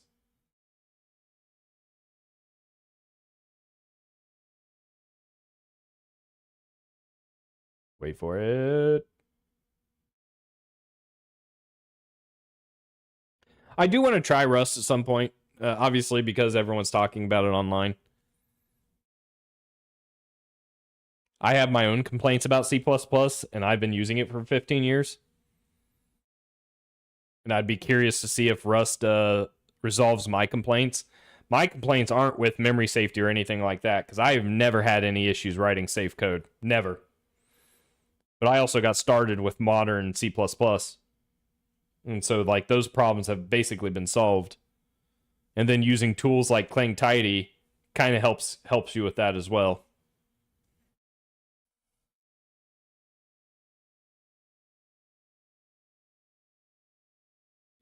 All right, what updates did we get? Is it more AI nonsense? Add screenshot to chat action in the integrated browser to capture and attach a screenshot of the current page to a chat message. Okay. Hover tooltips and agents, I don't care.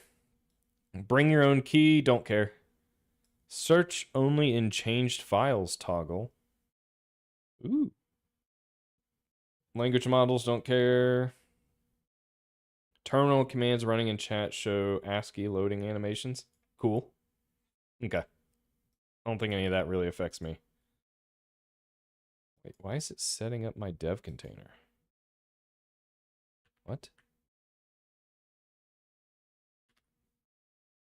Dude, I just want my LSP to work. Is that so hard to... Wait, why is it running my dev container?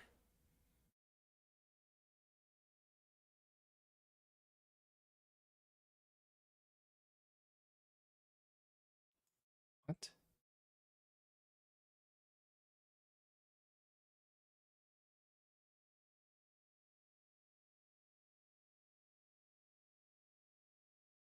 Why is it running my dev container?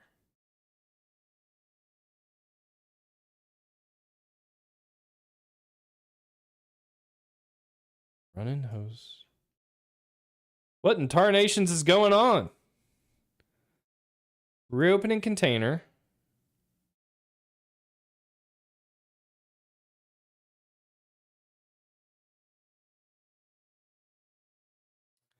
Changes in save files just get... Yeah, I think... I'm not sure. I don't think I've ever used whatever the search function it's talking about. Because it's talking about like the ability to search in only changed files, which it's not something I've ever really used. All right, I don't want to build my container right now. That's not what I'm trying to do. Close. That's weird. I don't know what that was about. Oh, great. Now it's not even...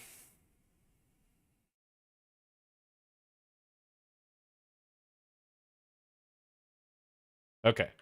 Jeez. Is it so hard to get a go-to definition for this function? Stupid. Get mouse delta. I'm pretty sure that's a vector 2. Get mouse delta. It is a vector 2, which I think is a float.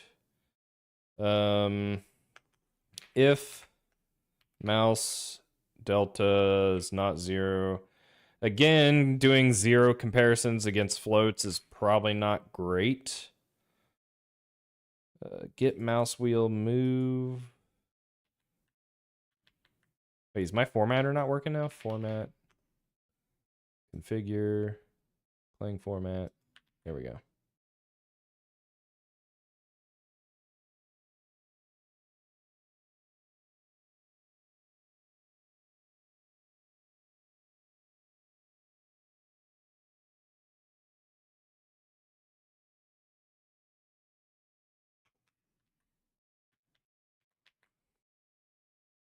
All right, something else is going wrong.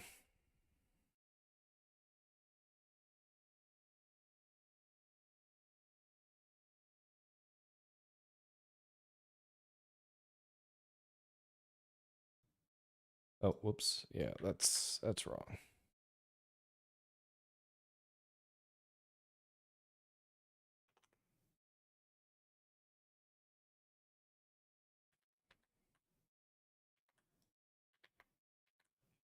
There we go.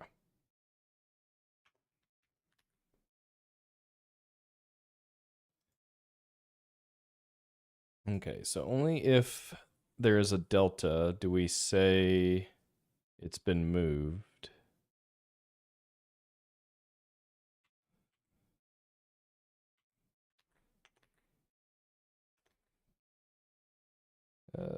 So the mouse, event mouse, we want a vector to position. This isn't even correct. Yeah, that's not even correct. Event mouse, mouse delta. Oh, this is only a delta, so if it's changed, we still need the position.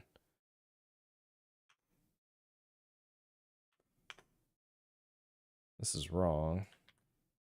We need to do dot position equals get mouse position. Dot type dot button. And we need to do the same thing here. Position, no. I think that's what I need.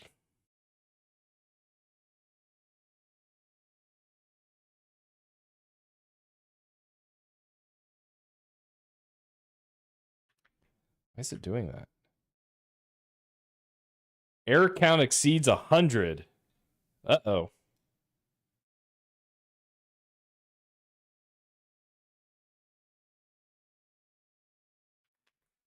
That'll do it.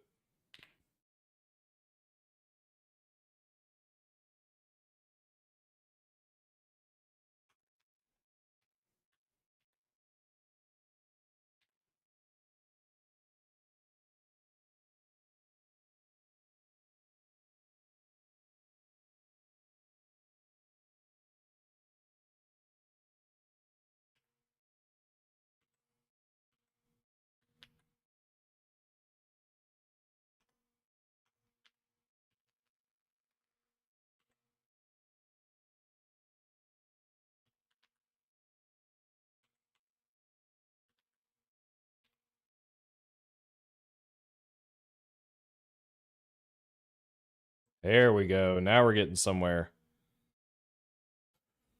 Okay, so we have wheel move, mouse delta. If that determines if the mouse moves, get mouse wheel move.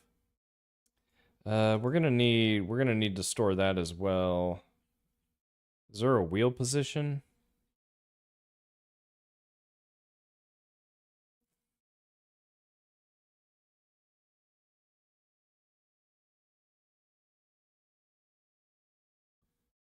Get mouse wheel move value. Get the wheel movement for X and Y. Get mouse wheel movement for X or Y, whichever is larger.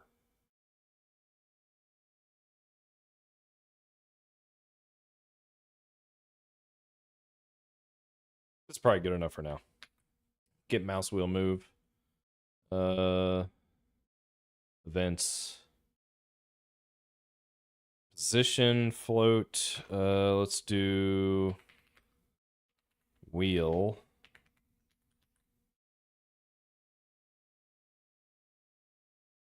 Mouse delta dot wheel equals get mouse wheel move. So I guess I need that for all of these. Except I think this needs to be a that.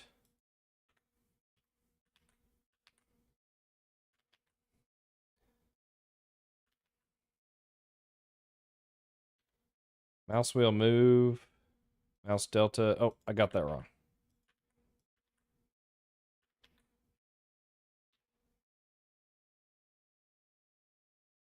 Cool. Okay.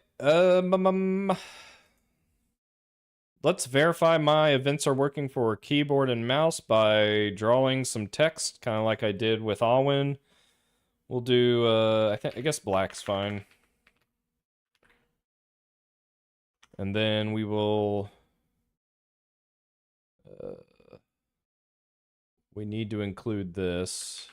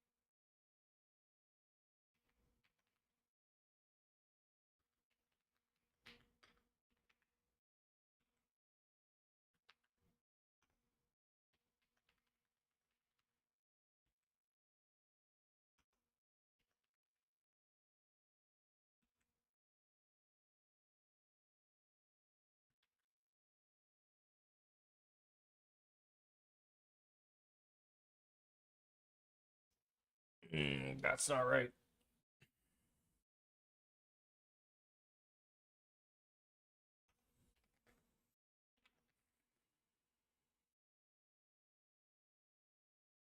There we go. That's what I want. Something like this.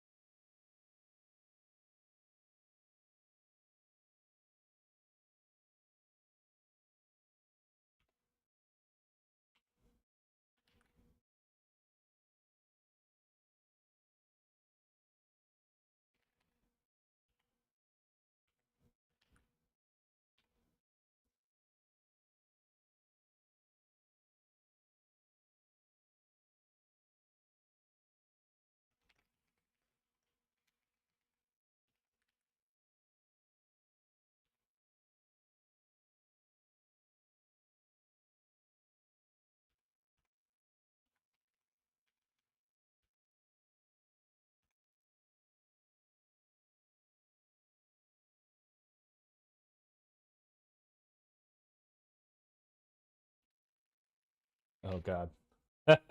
It's only printing if the events occur. That's not what I want.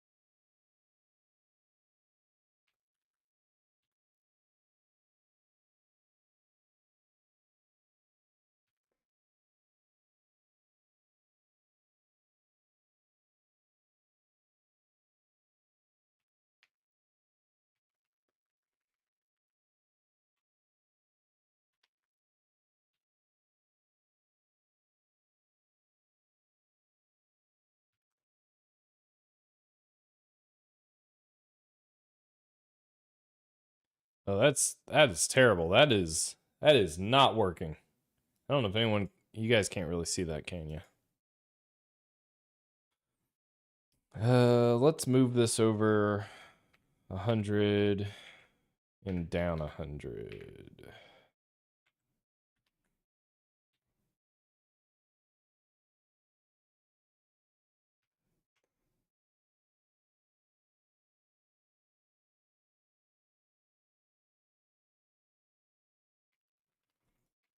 The key events aren't even registering.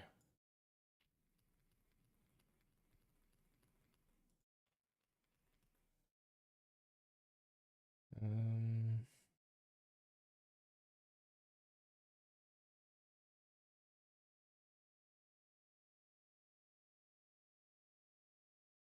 Begin drawing, clear background, begin drawing, collect events.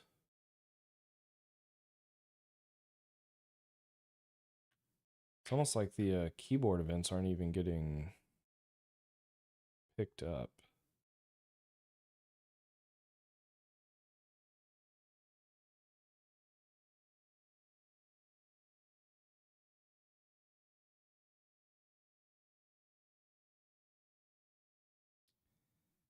Is key pressed?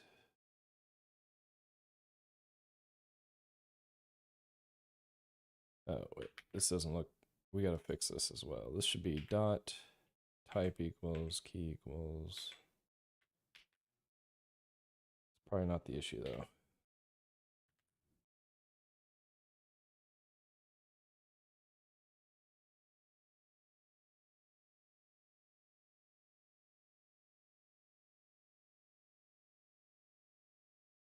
Oh, crap. It's hard to get events if you pause the application.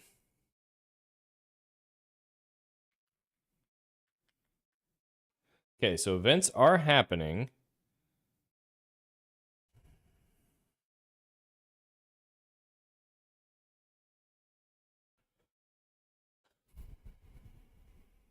I think I think I know what's going on.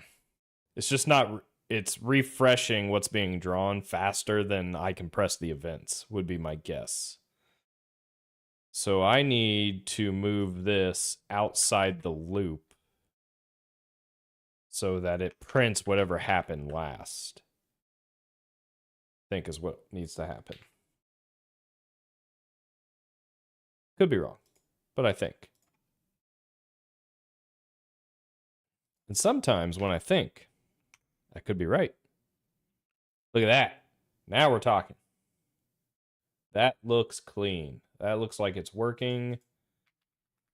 We got key presses, space, 1, 2, 3, 4, 5, F1. Let's make that a little bigger.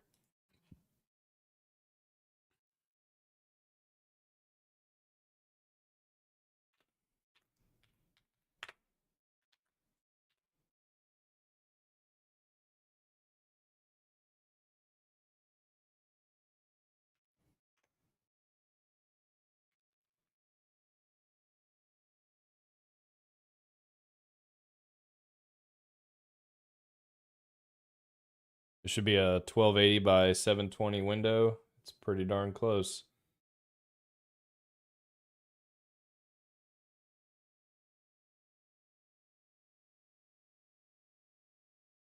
Almost.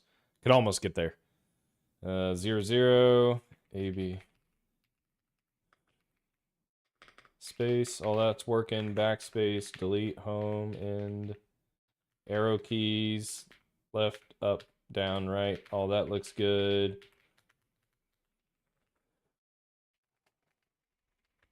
We also need...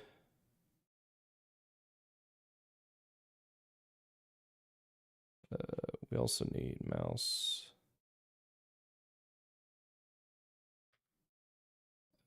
Type.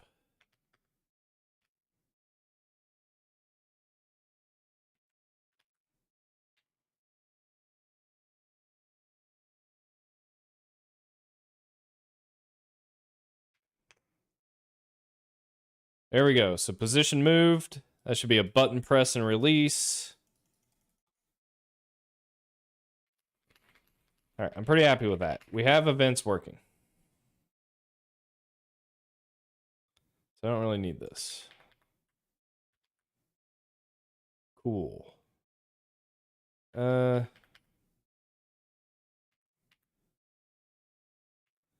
gonna need like a I'm gonna have to build up like a debug screen or something to have all of this. That'd be kind of a good way to make sure my thought process works with all of this is like collect the events, translate it into actions, and action being turn on the debug screen, which is like what? Tilde or a grave, as it's called? A grave action.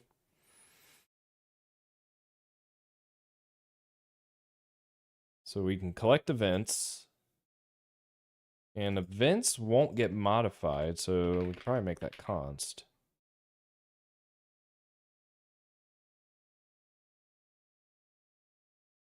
So then the next step would be to implement like an action system.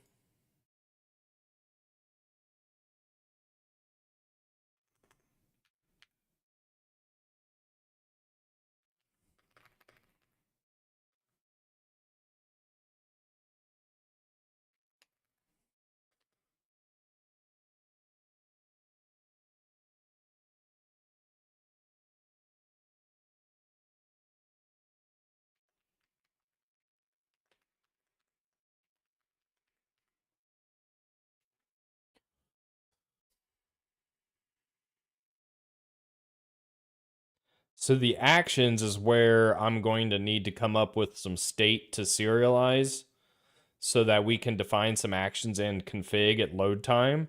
And then I can load those actions, those settings. So do actions belong under settings? The action definitions belong under settings.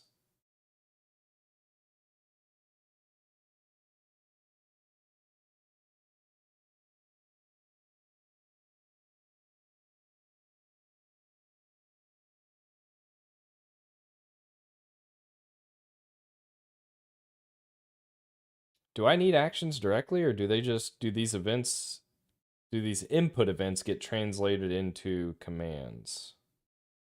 That is the question.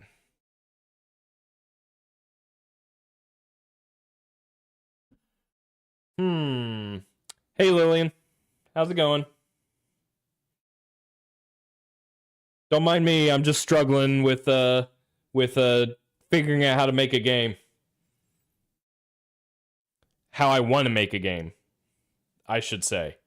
Because I still want some nice code to work with. I would go insane if I just started throwing spaghetti code at the wall. Um so we collect the events.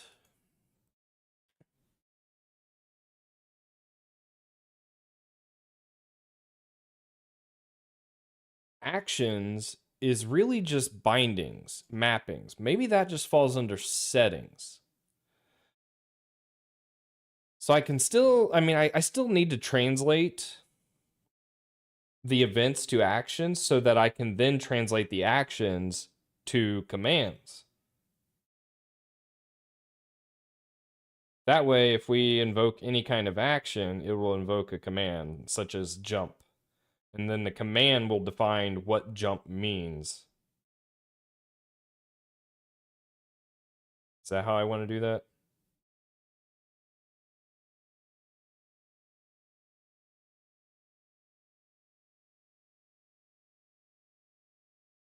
I think that's how I want to do that.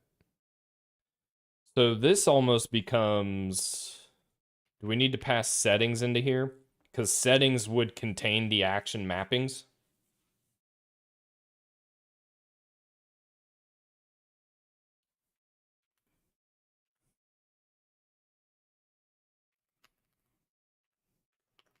Settings.action map, maybe? Because what would that look like? This would be like your jump action is bound to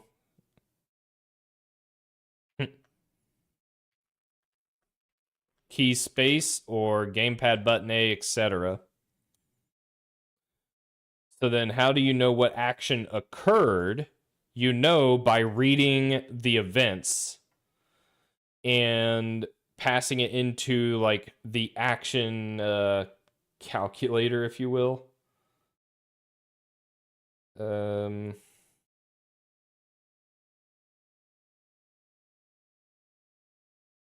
from a load configuration perspective, I'm probably going to need a command to be produced from an action, which is almost like a factory.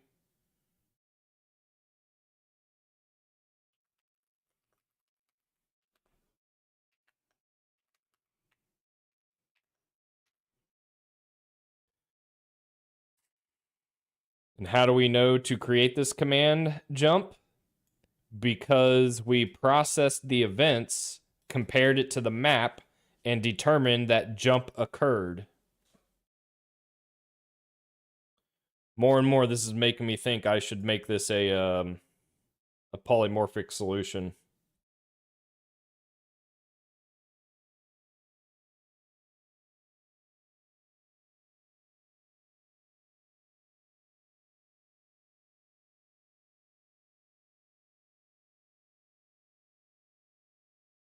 I mean, still, at the end of the day, I could still use variants. That's basically what I'm using for these events.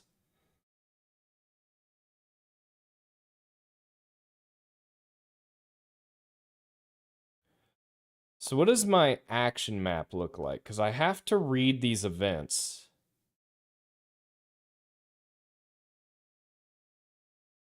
It's going to build a list of actions, which is just a list of strings. Is that all this is a list of strings? And then I pass those strings into process commands, and then those strings convert commands. So I'm going to have to do like a factory registration of all the different actions my game will support.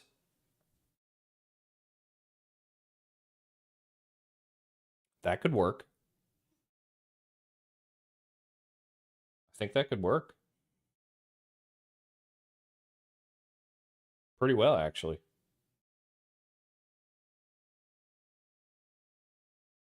So this will take the action map and the events and determine what actions actually occurred. Turn that into a list of strings. Process the list of strings, which will create these commands, which then get executed, which gets processed to modify game state. I kind of like this. Should be pretty easy to follow, too.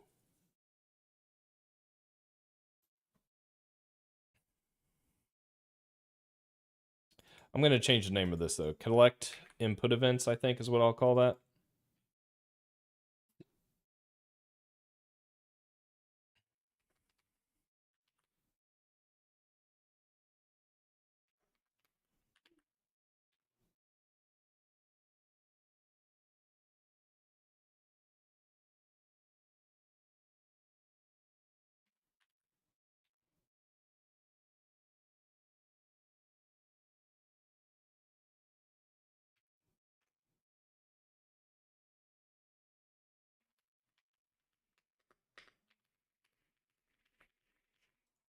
Cool.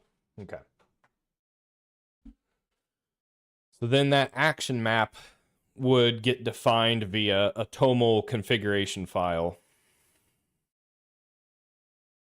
loaded, and then a user modifying their settings, I would automatically save to the toml. That way, if honestly, if the user wanted to, they could just go in and modify the file itself. That's not a big deal. And it doesn't need to be particularly fast to load. It doesn't need to be binary. I think that could work. And this would be a good proof of concept to get my serialization up and running too, while keeping everything simple. So if that's the case, then I need to translate events. But before I can translate events, I'm going to need an action map and a small factory pattern for creating commands, generic commands.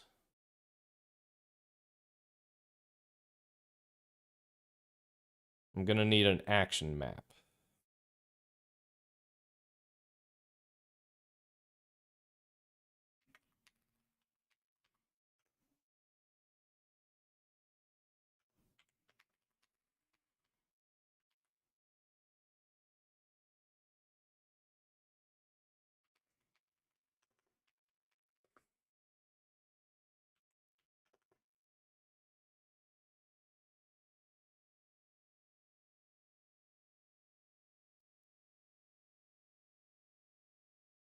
A user configurable action map. So this isn't going to work. I need to include a map. I'm going to need the, am I going to need the events? I'm going to need the events, I think.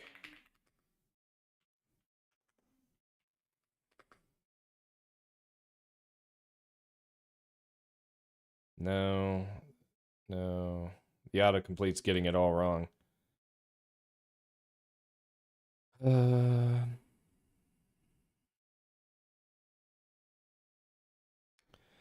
The action is going to be like a a name, I guess.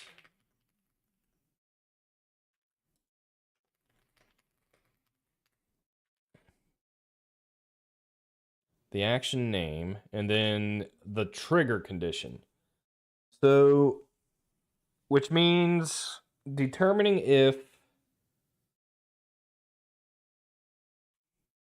an action is triggered on like key up, key down, gamepad, etc. The action probably has a strength to it. So if you're like using an axis, it's 0 to 1, but a key press is just 0 or 1.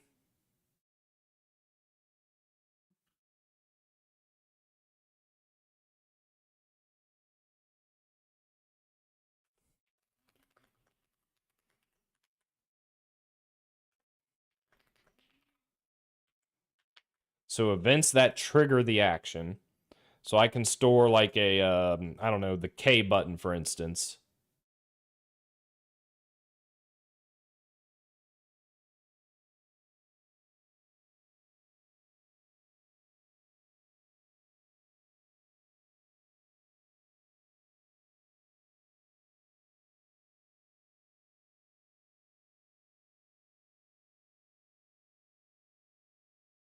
Mouse button, joystick. An action map would be the action name, the action, because if I'm going to serialize this,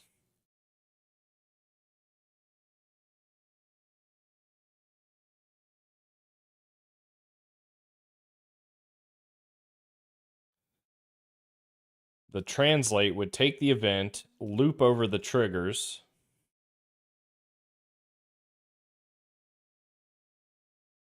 and then if one of these events exists on this trigger, then this action occurred, which would return a vector of strings. I guess, I mean, I could technically return the vector of actions themselves. And then you would just get the name off of that. I don't know if that does anything. Doesn't really hurt anything other than moving a little bit more memory around.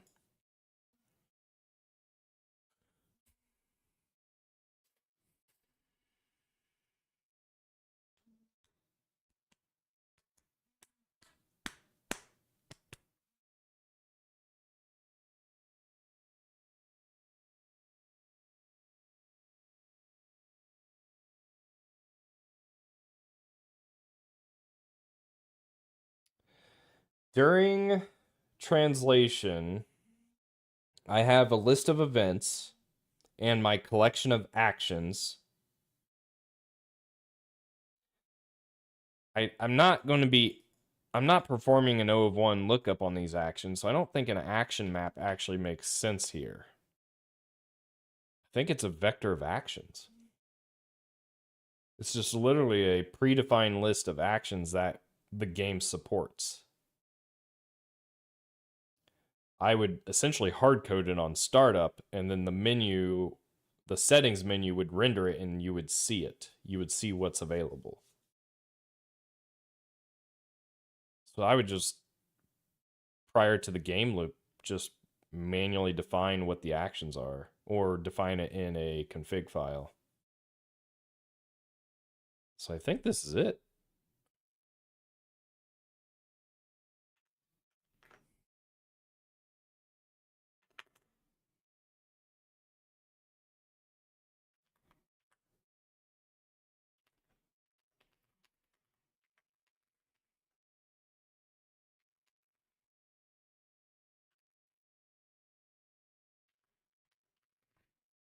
So I think this is a list of actions that occurred. What? What do you want? Hmm? What do you want? So let's see if the autocomplete's doing what I want. I'm not too worried about an n squared or an m times n algorithm complexity because we're talking a handful of actions.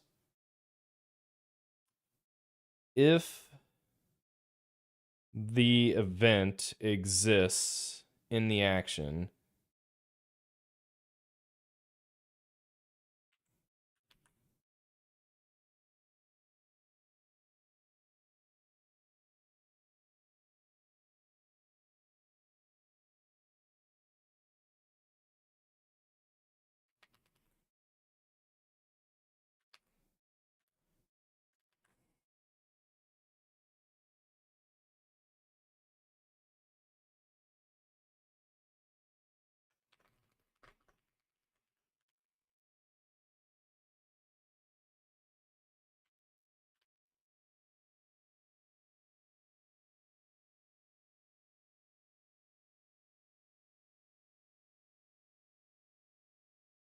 If a trigger can be found,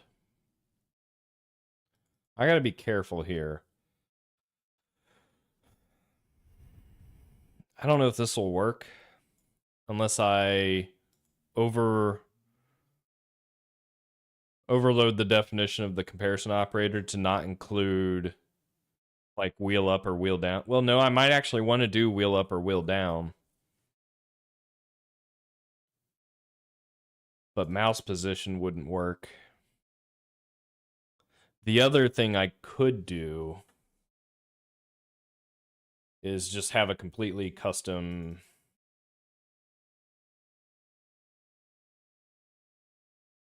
I don't know.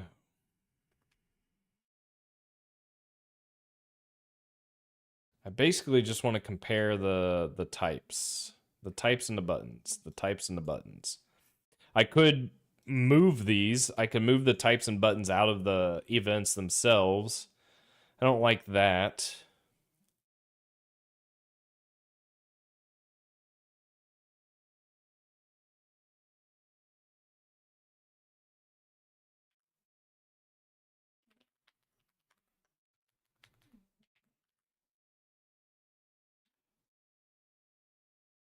When am I pushing this code? Do you mean just the code I'm currently working on? This code won't be open source. Since this is for my game. My game engine, Awin, that's open source. That exists in GitHub. But this code won't necessarily be public.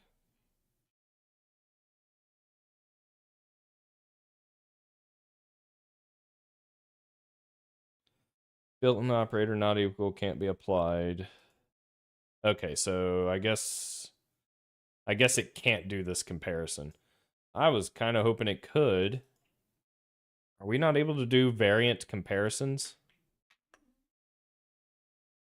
If not, that's fine. But this code's about to get a lot uglier, and now people are gonna have ammo as to why C++ sucks.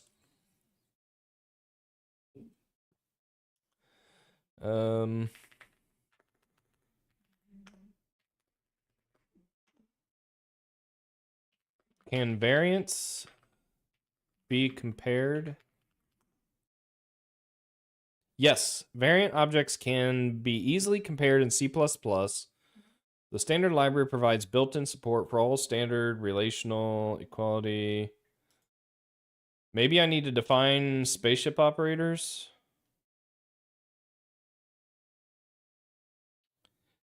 Built-in operator not equal cannot be applied to an operand of type event. Wonder if I need spaceship operators.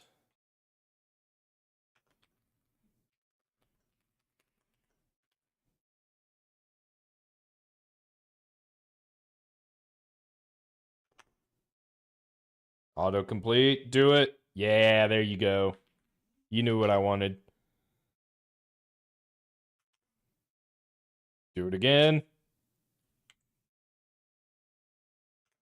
And again. Ooh. Okay.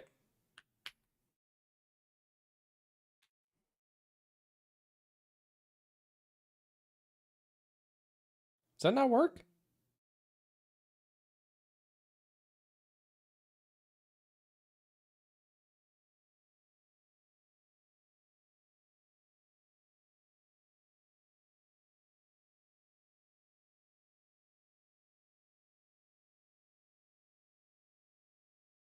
Nope, that's not what I wanted.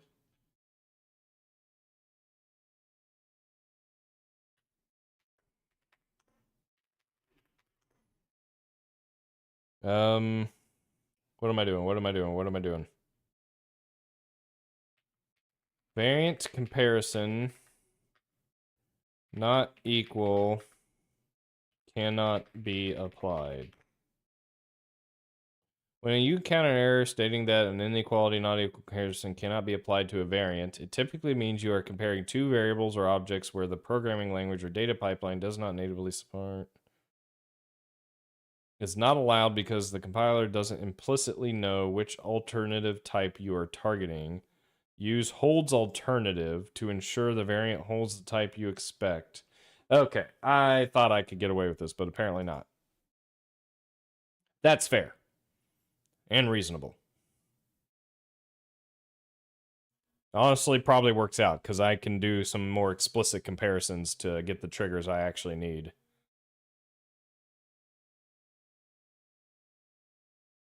Or not?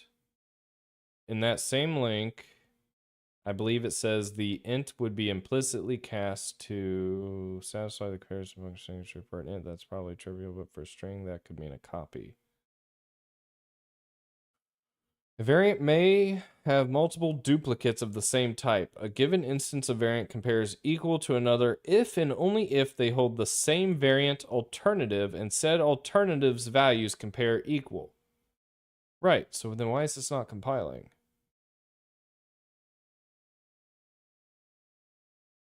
It is an arbitrary decision by the standards committee. Okay, not quite arbitrary. The point is you have a scale of strictness of comparison.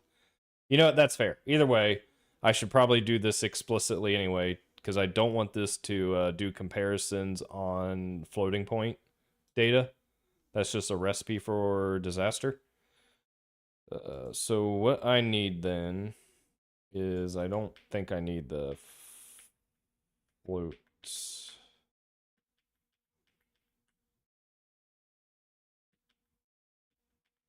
Okay. So I probably just need to write another auto compare. Ooh.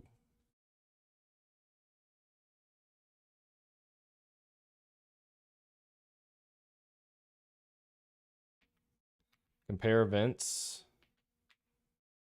Const event and left. Const event right. And do a visit. What is this doing? No, that's not. No. Oh, God.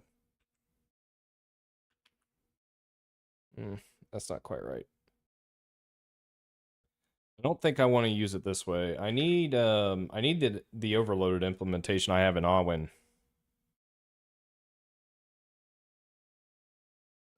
Where did I put that?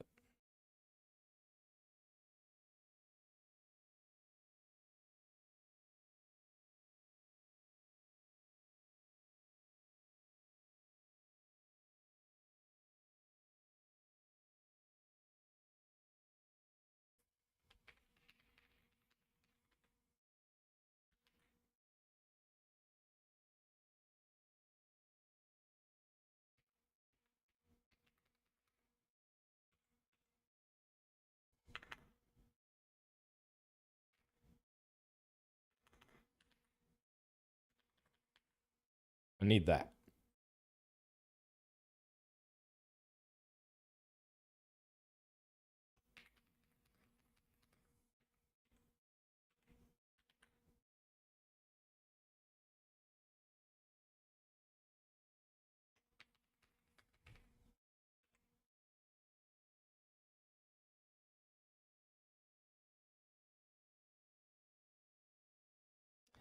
I don't think I knew. Does this actually work? Does visit let you visit two of the same type or multiple types? If that's true, that's awesome. I don't think I knew that.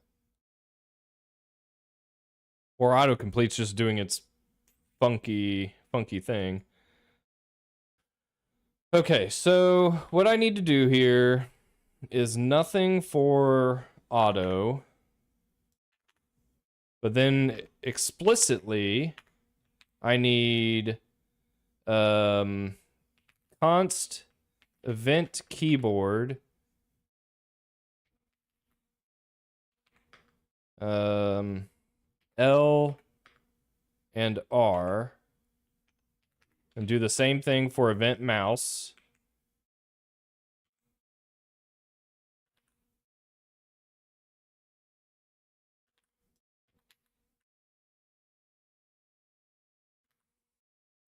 Except event mouse, I need it to be, let's see, the keyboard is the type, the button on press on release. For a game, is it usually, well, you want movement to be on press, don't you? Because you want to be able to hold down. So this might be subject to change. That doesn't matter because I can just define it when I go to define my actions. So keyboard, mouse, anything else, return false. Let's see what happens here.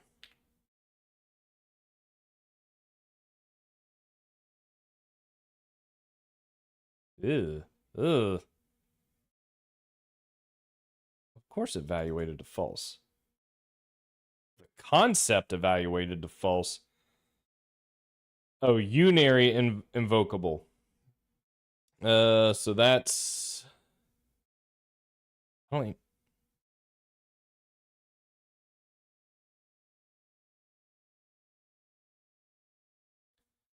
So in the list of events...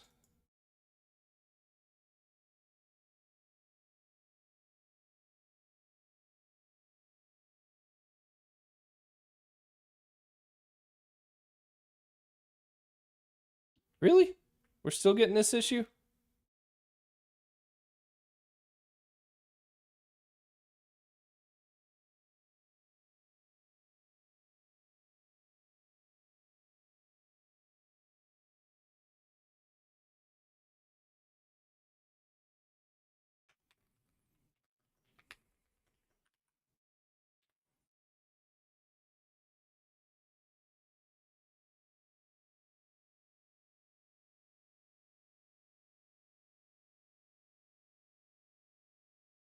Standard visit, no matching overloaded function found. Yeah, I don't know. Can you visit to...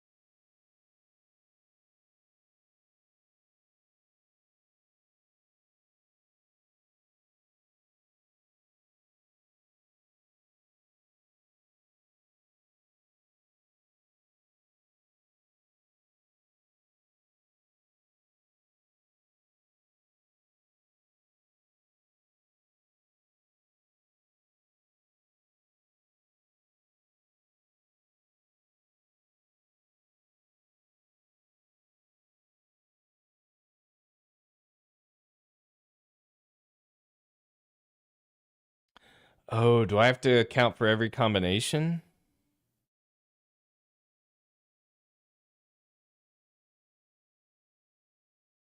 That shouldn't matter because I should account for it via the autos. I've never done this before, so I'm curious if this is possible. Because I want to compare event keyboard with event keyboard. So if it's not a keyboard, we return false. And if it's not found, then we just continue in the loop and see if it compares with anything else. So this is how I want it to work. So what is it saying? Standard visit, no matching overloaded function found. Could not deduce template argument for the return. Uh, uh...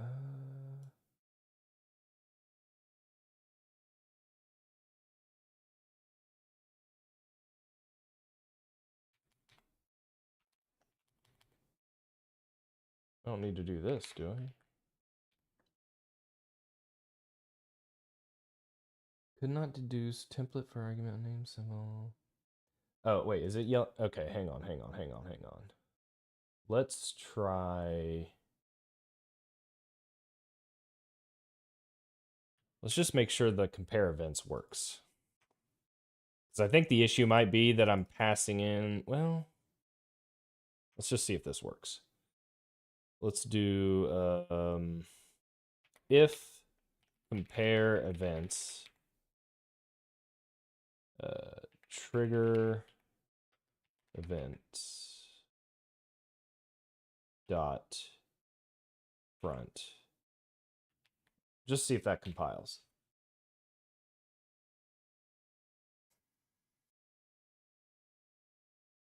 Standard visit, no matching overloaded function found for callable. Could not deduce template argument. Do I really need to account for the other combinations? All right, this is an LLM question. Let's see if it knows what's going on here.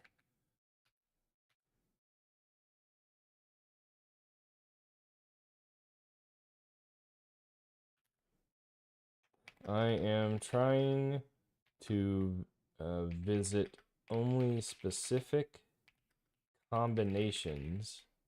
Oh, I never used overloaded. Wait a minute. We need to be using overloaded here. Hang on. Gosh darn it. Overloaded. I think it's BT overloaded.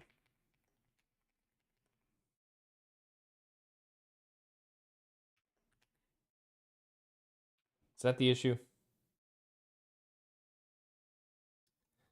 Come on, guys. Why didn't you say something? Jeez. You had to use overloaded, of course.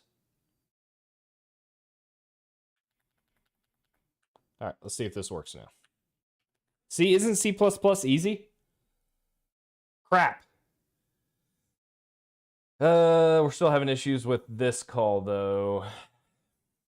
Standard range is fine, so we pass in events, which should go into... oh, wait. Is this a find if? Am I just being dumb?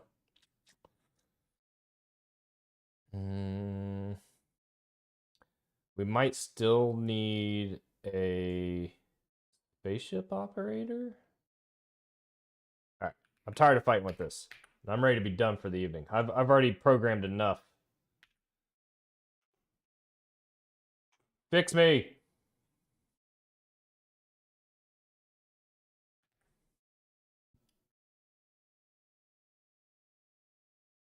Could just be using this wrong.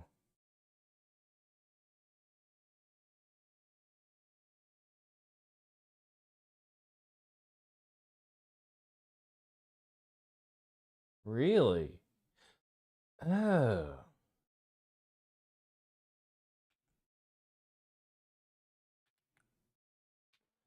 For some reason I thought find if would accept a comparison of...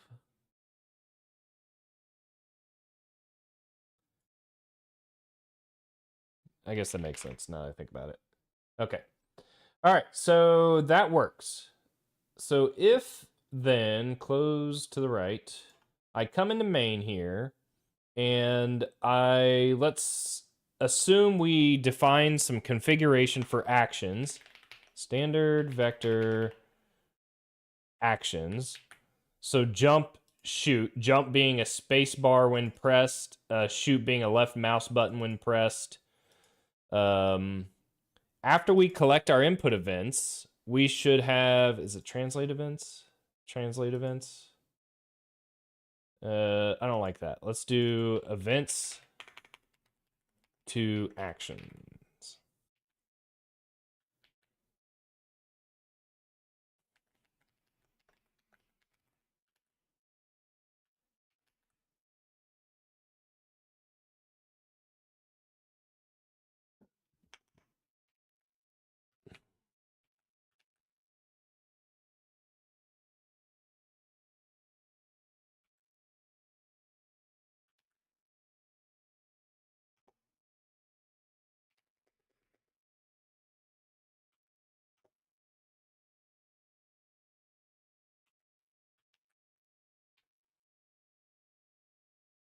So let's try that. Ooh, all the compile errors. All of the compile errors. It's probably not liking key. Yeah, this isn't right. This should be event. This should be event keyboard.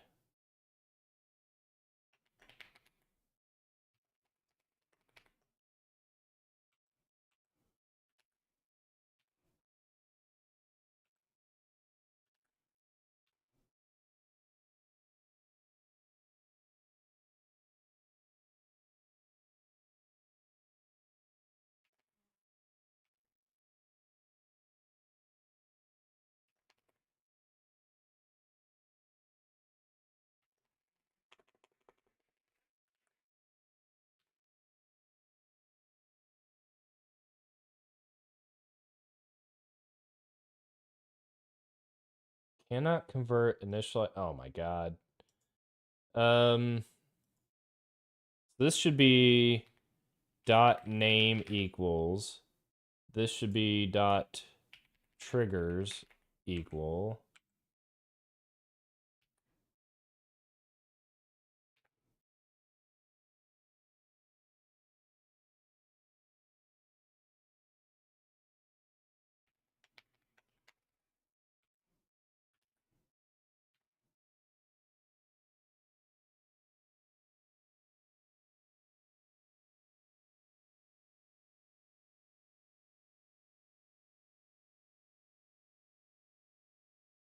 What is this having an issue with? This is dot key type button. Put a comma at the end here to help with the formatting.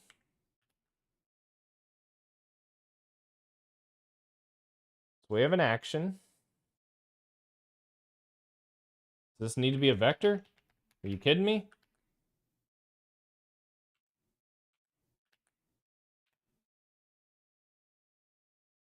Cannot convert initializer list to an action.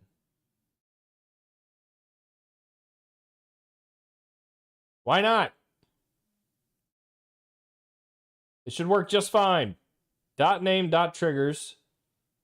BT action. BT action. Am I importing it? Briarthorn. Actions. Briarthorn actions.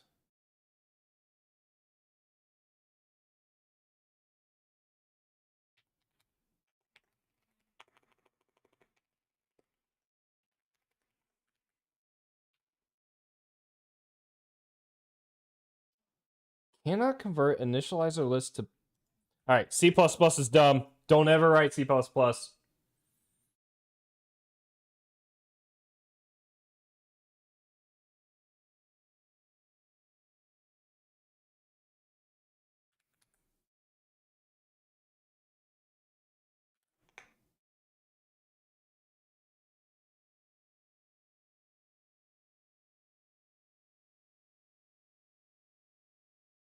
I'm probably missing...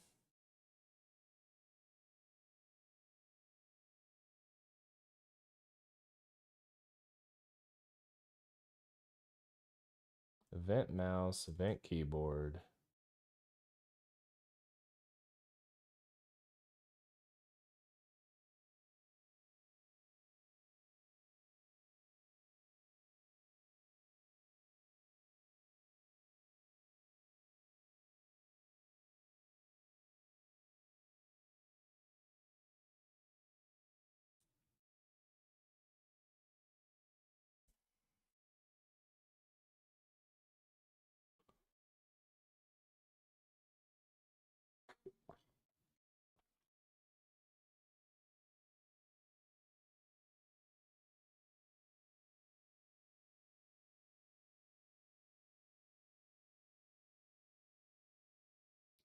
Wait, it's because I had them out of order? Was that the issue?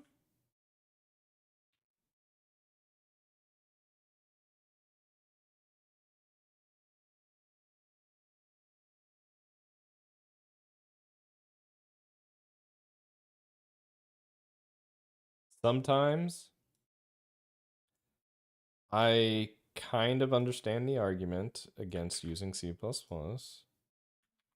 because it's okay to throw an error for them being out of order. I think that for sure needs to happen. But why didn't they just tell me they were out of order? Like I was initializing this out of order. They could have definitely done that for me. So can I get rid of this then? And just do...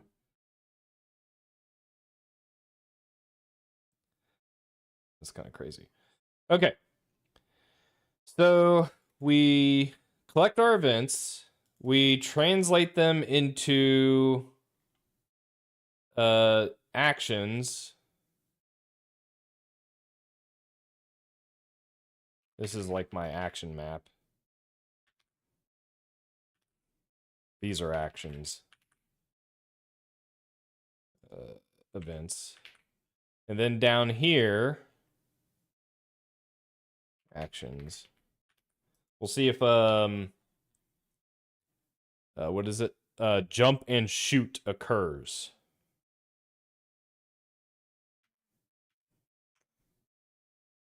Okay. So well, I can already tell you that shoot shoot is working.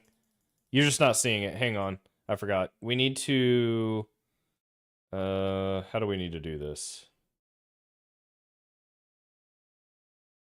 Because this gets cleared out if no action occurs, and since we're rendering at like 15,000 frames a second, we are, of those 15,000 frames, we're only rendering that an action happened for like a couple of frames, so you never see it happen. So we need to remember like our previous action. Standard string. What should I do here? Only a single action occurs at a time, so I guess I'll just only render one action. Action event, none. So then let's just do draw action event. Make this like 180. We don't need this. What we do need is action event equals standard format, and just do format join. Sure, assuming that works. Passing in actions. Is that a thing? Is it auto completing a format library API on me? It sure is. Does standard format have a join? That would be so cool if it did.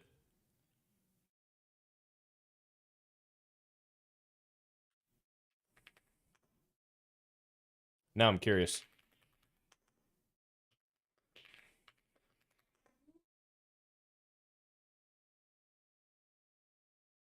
Yeah, the format library has join, but I don't think format has. Oh my god. I'm not. We don't need it that bad. I'm just going to do. Actually, wait a minute. Can't I literally just do print the actions?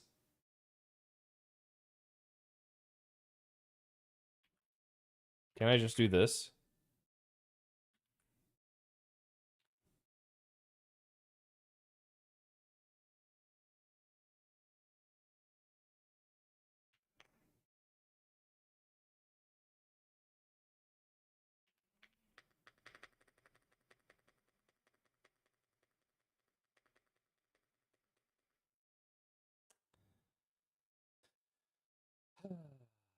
Never easy.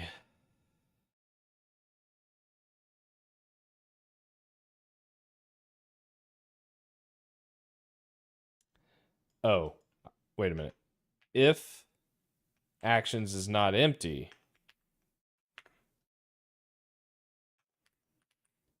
do that.